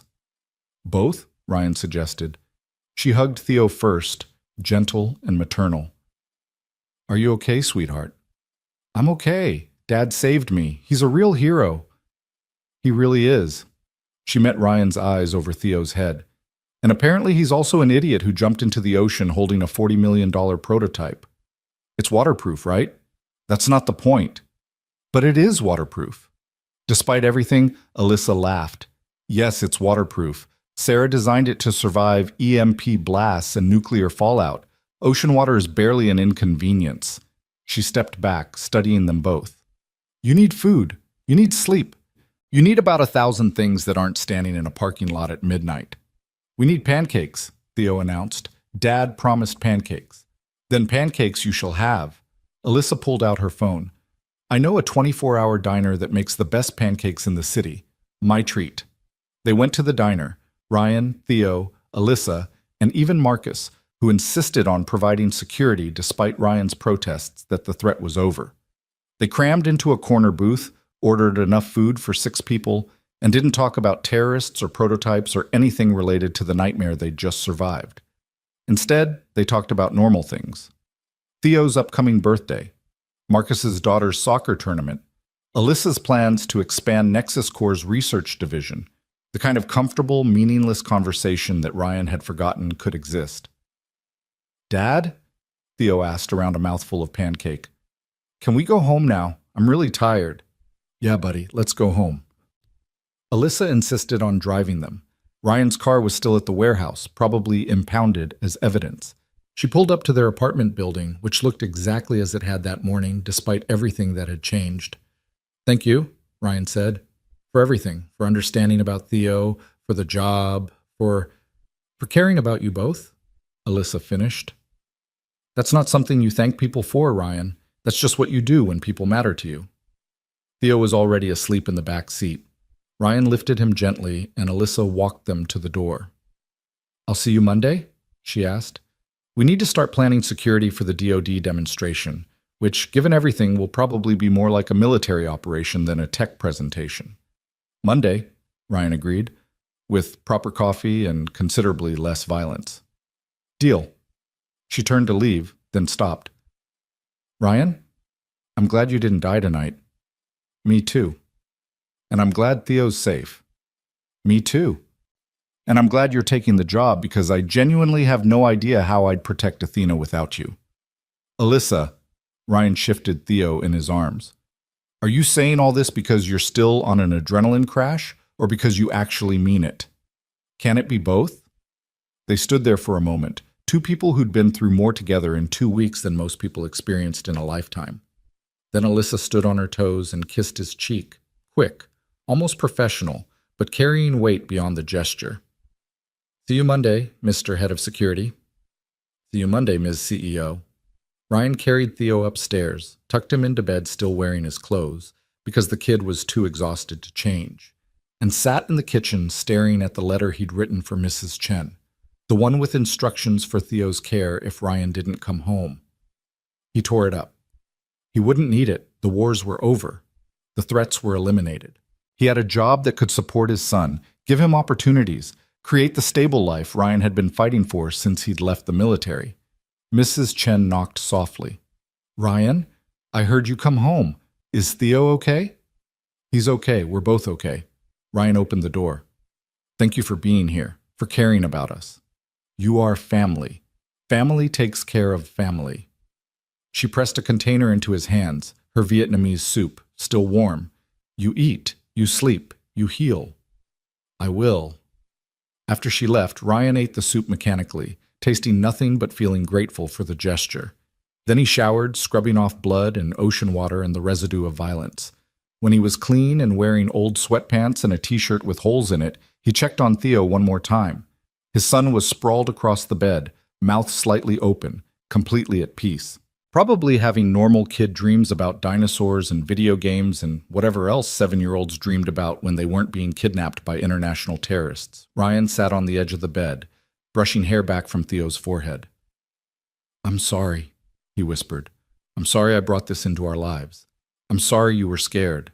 But I promise, buddy, I promise that from now on things are different. No more danger, no more threats, just normal, boring life." Theo stirred slightly, not quite waking. "Love you, Dad." "Love you too, buddy. More than anything." Ryan slept that night, really slept for the first time in weeks. No nightmares, no waking in a cold sweat, just deep, healing unconsciousness. When he woke, sunlight was streaming through the window, and Theo was standing beside the bed, fully dressed. "Dad, you promised we'd go to the trampoline park today. Remember? For my birthday that's coming up?" "Your birthday's not for 6 weeks." "But you said we'd go! You promised." Ryan checked the time, 8:47 a.m., way too early for athletic activity after the night he'd had. But a promise was a promise. "All right, trampoline park. But you have to let me have coffee first." "Deal." They spent the day jumping, playing, being normal. Ryan's bruised ribs protested every bounce, but he didn't care. This was what mattered. This moment, this kid, this life they were building together. His phone buzzed repeatedly, Vance with updates, Marcus with security questions, even a message from Sarah Kwan asking if Theo liked dinosaurs, because she had some ideas for his birthday party. But Ryan ignored them all. Today was about Theo. Tomorrow, he'd go back to being head of security. He'd protect Athena, help with the demonstration, start building the career that would give his son everything he deserved. But today was just about being dad. The following Monday, Ryan reported to Nexus Corps in his new capacity. Jennifer had prepared an office for him, modest but functional, with a view of the city and a second desk with art supplies. "For when Theo visits," Jennifer explained, "Ms. Grant was very specific about making sure he felt welcome." "That's thoughtful." "She cares. More than she usually lets herself." Jennifer handed him a tablet. "Your security clearances have been upgraded. You now have access to everything. Personnel files, building schematics, even the executive communications. Ms. Grant wants complete transparency." "Where is she?" "Conference room B. The DoD demonstration planning meeting starts in 10 minutes. Ryan found the conference room already occupied. Alyssa, Marcus, Sarah Kwan, David Torres, Colonel Vance, and several DoD officials he didn't recognize. They all stood when he entered. "Mr. Mercer," one of the officials said, extending his hand. "General Bradley Marsh, I've heard impressive things about your capabilities." "Just doing my job, sir. Your job included neutralizing a terrorist cell that's been targeting DoD interests for years.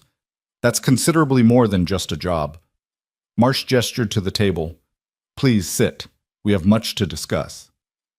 The next 2 hours were intense, detailed planning for the demonstration, security protocols that made Fort Knox look casual, contingency plans for scenarios ranging from cyber attacks to natural disasters. Ryan contributed where he could, but mostly listened, learning the rhythms of this new world he'd entered. After the meeting, Alyssa caught his arm. "Walk with me?" They took the elevator down to B3, where Athena sat in its containment unit, gleaming under the laboratory lights. Sarah was at her workstation, running diagnostics, lost in her work. "It's really something, isn't it?" Alyssa said, gazing at the prototype. 3 years of effort, millions of dollars, nearly dying multiple times to protect it. And for what? A black box that most people wouldn't look at twice. For the future it represents. For the lives it'll save once deployed. For your father's legacy. He would have liked you, I think. My father. He appreciated people who stood up for what mattered, even when it cost them. He raised a daughter who does the same thing. Alyssa smiled. I fired you for being 21 minutes late. You also trusted me to save your life and offered me a career when I needed it most. I'd say you're complicated, not cruel. Complicated. She tested the word. I like that better than what I usually get called. Which is? Ice Queen, Ballbuster, the woman who cares more about technology than people. Those people clearly haven't seen you with Theo, or the way you set up an art desk in my office, or how you jumped into an FBI operation because you cared more about a kid's safety than a prototype. Ryan turned to face her fully. You're not an ice queen, Alyssa. You're just careful about who gets to see the person under the CEO. And you're one of those people now? I hope so. They stood in the laboratory, surrounded by technology that would change the world, and for a moment neither of them thought about security or demonstrations or the responsibilities waiting upstairs. Theo's birthday is in 5 weeks, Alyssa said. I was thinking we could throw him a party. Here, in the childcare space. Invite his friends, get a cake, maybe even rent some of those inflatable obstacle courses kids love. You don't have to. I want to. He's been through something traumatic.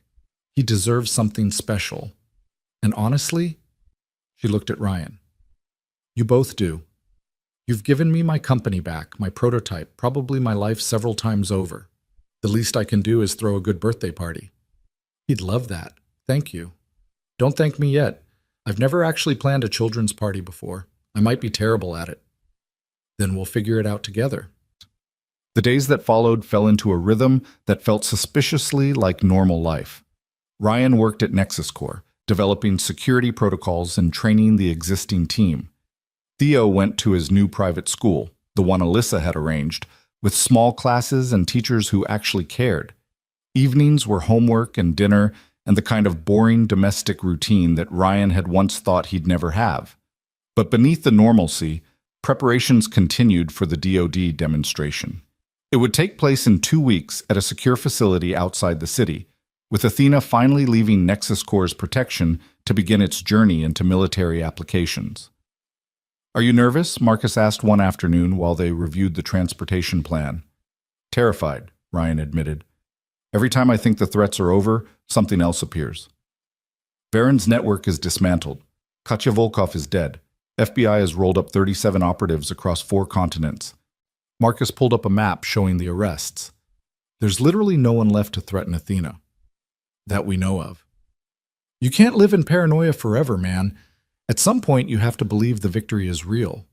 Ryan wanted to. God, he wanted to believe that the fighting was over, that Theo could grow up safe, that this life he was building wouldn't be torn apart by the ghosts of his past. But 6 years of combat operations had taught him that threats often came from directions you never anticipated. Theo's birthday arrived on a Saturday, perfect weather, sunny and warm. The Nexus Corps childcare space had been transformed with decorations, balloons, a cake shaped like a T-Rex, and enough activities to exhaust a small army of 8-year-olds. 15 kids showed up, Theo's classmates, some children of Nexus Corps employees, even the 2 kids who'd been kidnapped with Theo, their families wanting to celebrate survival and normalcy together. Ryan stood at the edge of the chaos, watching his son laugh and play and be completely, utterly himself. Mrs. Chen had come, bringing enough Vietnamese food to feed twice the guests. Marcus brought his daughter, who immediately appointed herself unofficial party coordinator. Even Colonel Vance showed up briefly, presenting Theo with a military challenge coin for exceptional bravery under fire. "He's a good kid," Alyssa said, appearing at Ryan's side with 2 paper cups of fruit punch. "Takes after his dad. He's better than me. Braver, kinder, less broken by the world." "You're not broken, Ryan. You're healing. There's a difference." They watched Theo navigate the inflatable obstacle course, racing against 3 other kids and laughing so hard he could barely breathe. "I never thought I'd have this," Ryan admitted.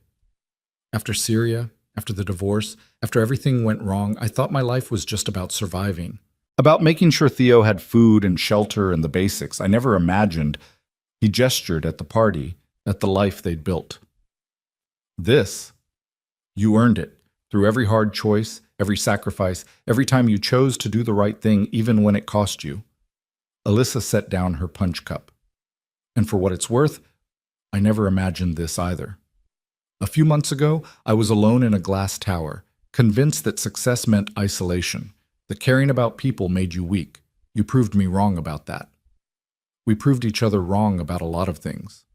That we did." Theo ran over, breathless and excited. "Dad! Alyssa! We're doing the piñata! Come watch!" They watched Theo take his turn, swing the bat with determined enthusiasm, and miss completely on the first 2 tries. But the third swing connected, candy exploding across the floor, kids swarming to collect the treasure. "Best birthday ever!" Theo shouted, running back to hug Ryan. "Thank you, Dad! Thank you, Alyssa! This is perfect!" Perfect, Ryan thought. Maybe it actually was. The DoD demonstration took place the following Thursday. Ryan, Alyssa, Marcus, and Sarah traveled in an armored convoy, overkill by most standards, but appropriate given their recent history. Colonel Vance met them at the secure facility, a converted military base surrounded by enough security to protect a presidential visit. "General Marsh is already inside," Vance reported, along with 3 senators, the Secretary of Defense, and about 24 DoD officials. "This is bigger than we anticipated." "Bigger meaning more important, or bigger meaning more complicated?" Alyssa asked. "Both. If Athena performs as promised, you're looking at a $200 million contract, maybe more for international licensing." Ryan saw Alyssa's expression, excitement warring with apprehension. This was everything her father had dreamed of, everything she'd worked toward, and it all came down to the next 2 hours. The demonstration was flawless. Athena guided an autonomous vehicle through obstacle courses, urban simulations, and combat scenarios with precision that made the military observers lean forward in their seats. Sarah provided technical commentary, Alyssa fielded questions with confidence, and by the end, everyone in the room knew they were witnessing something revolutionary. "Ms. Grant," General Marsh said as the demonstration concluded, "on behalf of the Department of Defense, I'm pleased to inform you that we're prepared to move forward with full procurement. Pending final contract negotiations, Athena will be deployed across multiple military applications within 18 months.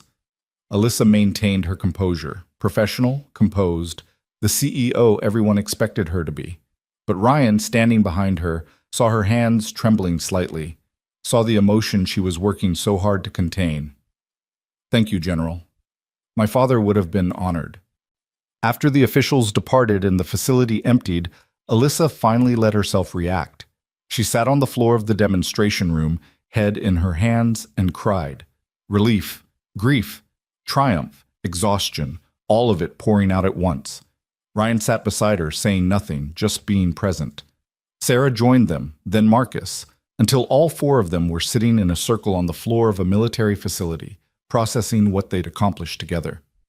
"We did it," Alyssa finally said, wiping her eyes. "We actually did it." "You did it," Sarah corrected. "We just helped protect it." "No, we. All of us. Every person who believed this mattered enough to fight for it." Alyssa looked at each of them. "I couldn't have done this alone, and I'm grateful I didn't have to." They celebrated that night at the same diner where Ryan and Alyssa had talked all those weeks ago. The pancakes tasted better this time, maybe because the weight of constant threat had lifted, or maybe because they were sharing the meal with people who understood what it meant to survive something together. "What's next for you?" Marcus asked Ryan. Now that the demonstration's over, you could write your own ticket. Private security firms would kill to hire you. I'm staying at Nexus Corps, Ryan said without hesitation. Head of security, just like we agreed. Athena might be headed to the DoD, but Alyssa's already working on the next prototype. Someone needs to make sure she doesn't get kidnapped again. I wasn't kidnapped, Alyssa protested. I was temporarily detained by hostile forces. That's just kidnapping with better vocabulary. They laughed, and it felt like release, like permission to finally relax after months of tension. 3 months later, on an ordinary Tuesday morning, Ryan dropped Theo off at school and drove to Nexus Corps. Jennifer greeted him with coffee and a schedule full of meetings about the new prototype, Athena 2.0, focused on civilian applications. The work was interesting, challenging, and completely free of gunfire. He spent his lunch break video calling Theo's teacher, who wanted to discuss Theo's excellent progress in math. Spent the afternoon training new security hires. Spent the evening picking Theo up from school, making dinner, helping with homework. Normal. Boring. Perfect. Dad? Theo asked that night while Ryan tucked him into bed. Do you miss it? The soldier stuff? Ryan thought about Syria, about Victor Veron, about all the violence and chaos that had defined so much of his life. Sometimes. The clarity of it, the sense of purpose. But mostly, no, this is better. Better than being a hero? Being your dad is being a hero, just a different kind. Theo hugged him tight. I think you're both kinds of hero. After Theo fell asleep, Ryan stepped onto the balcony with a beer he still didn't drink and looked out at the city. Somewhere out there, threats probably still existed, bad people planning bad things, but they weren't his problem anymore. He'd fought his wars, paid his debts, earned his peace. His phone buzzed, a text from Alyssa. Alyssa.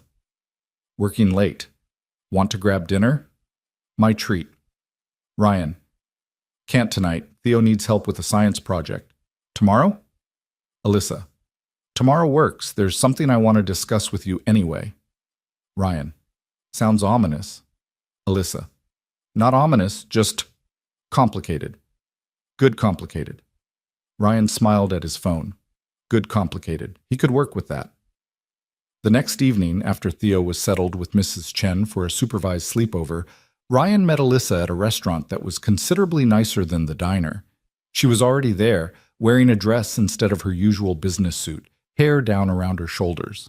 You clean up nice, Ryan observed, sitting across from her. You're not wearing tactical gear for once. I'm impressed. They ordered food, made small talk, danced around whatever she wanted to discuss. Finally, over dessert, Alyssa set down her fork. I've been thinking about the future. Nexus Corps' future, my future, even your future, and I realized something important. What's that? I don't want to do it alone anymore. Building technology, growing the company, facing whatever challenges come next, I want to do it with people I trust. People who've proven they care about more than just the bottom line.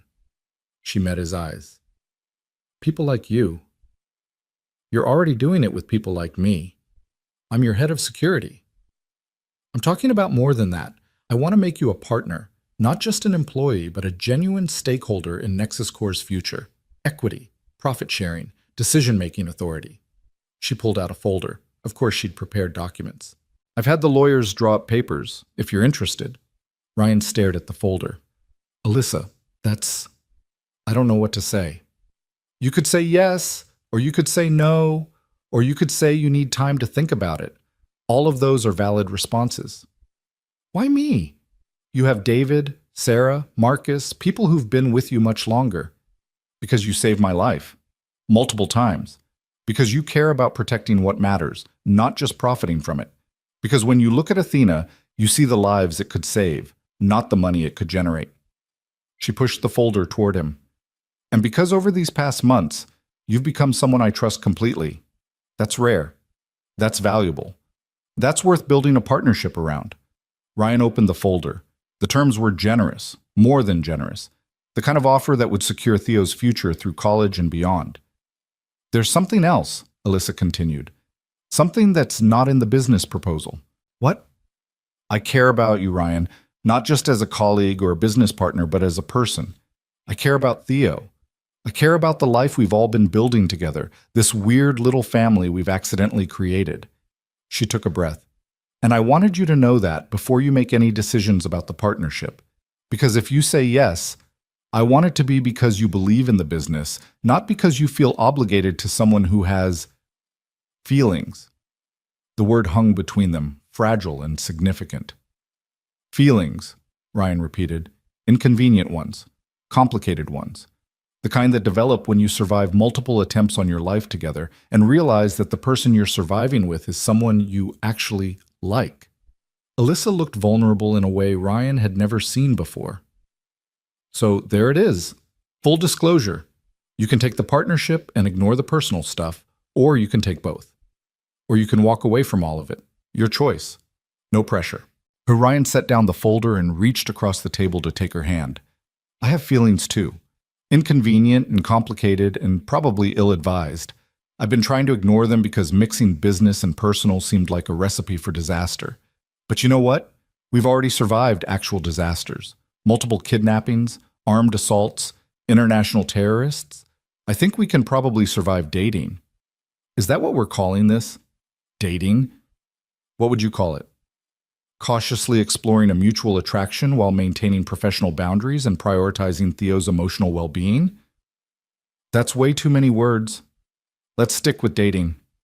Alyssa laughed, genuine and bright and absolutely beautiful. Dating it is. And the partnership? I need to talk to Theo first, make sure he's okay with Dad having a business partner who's also more than that. But if he's good with it, then yes, absolutely yes. They finished dinner talking about the future, not the threats or the dangers, but the possibilities. New prototypes to develop, new technologies to protect, a company to grow, a family to build, a life to live that wasn't defined by survival, but by choice. Later, walking to their cars in the parking lot, Alyssa took Ryan's hand. Thank you. For what? For not walking away that first day, when I fired you, when you had every reason to let me face those attackers alone. You stayed. You fought. You chose to help even when I didn't deserve it. You deserved it. Everyone deserves someone willing to fight for them. Even Ice Queen ballbusters? Especially complicated women who are secretly kind and care too much and make terrible first impressions. She kissed him then, right there in the parking lot, with security cameras probably recording and the night air cool around them. It was soft and tentative and perfect. Tell Theo I said hello, Alyssa said when they pulled apart, and that I'll see him this weekend. I promised we'd work on his science project together. He'll like that. He's been asking about you. Has he? He thinks you're pretty cool, for a grown-up. High praise from an 8-year-old. I'll try not to let it go to my head. Ryan drove home that night with something that felt suspiciously like happiness blooming in his chest. He found Theo and Mrs. Chen watching a movie, and after thanking his elderly neighbor and sending her home, he sat his son down for a talk. Buddy, I need to ask you something important. How would you feel if Alyssa became a bigger part of our lives? Not replacing Mom, but maybe being someone who's around more often. Someone who cares about both of us. Theo's face lit up. Like a girlfriend? Something like that. Would that be okay with you? Dad, she threw me the best birthday party ever. She's helping with my science project, and she makes you smile. Of course it's okay. Theo paused. Does this mean we get to visit Nexus Core more? Because the childcare room has really good video games. Probably. Would that be okay? That would be awesome. Ryan pulled his son into a hug, grateful beyond words for this kid's resilience, his kindness, his ability to adapt and thrive despite everything he'd been through. I love you, Theo. Love you too, Dad. Even when you're being all mushy and weird. That weekend, they met at Nexus Core, all three of them. They worked on Theo's science project together, turning it into something that was probably over-engineered but definitely impressive. Sarah stopped by to offer technical advice. Marcus brought his daughter for a play date. Even Jennifer joined them for lunch in the cafeteria, chatting about mundane things like traffic and weather and school enrollment. Normal, safe, good. Later, while Theo was occupied with the other kids, Ryan and Alyssa stood in her office, looking out at the city that had nearly cost them everything but had ultimately given them this. I signed the partnership papers, Ryan said. Made it official this morning. Then I guess this makes us business partners. And personal ones. That too. Alyssa leaned against him, comfortable and familiar. Think we can make this work? The business, the relationship, raising Theo, protecting the next prototype? I've done harder things. We've done harder things. Together. Together, Ryan agreed. Because that was the truth he'd finally learned after years of fighting alone, surviving alone, carrying the weight alone. Some battles required backup. Some victories were only possible when you trusted someone else to stand beside you. And standing beside Alyssa Grant, with his son laughing in the background and a future that finally felt possible stretching ahead, Ryan Mercer, former soldier, single father, reluctant hero, finally understood what he'd been fighting for all along. Not victory.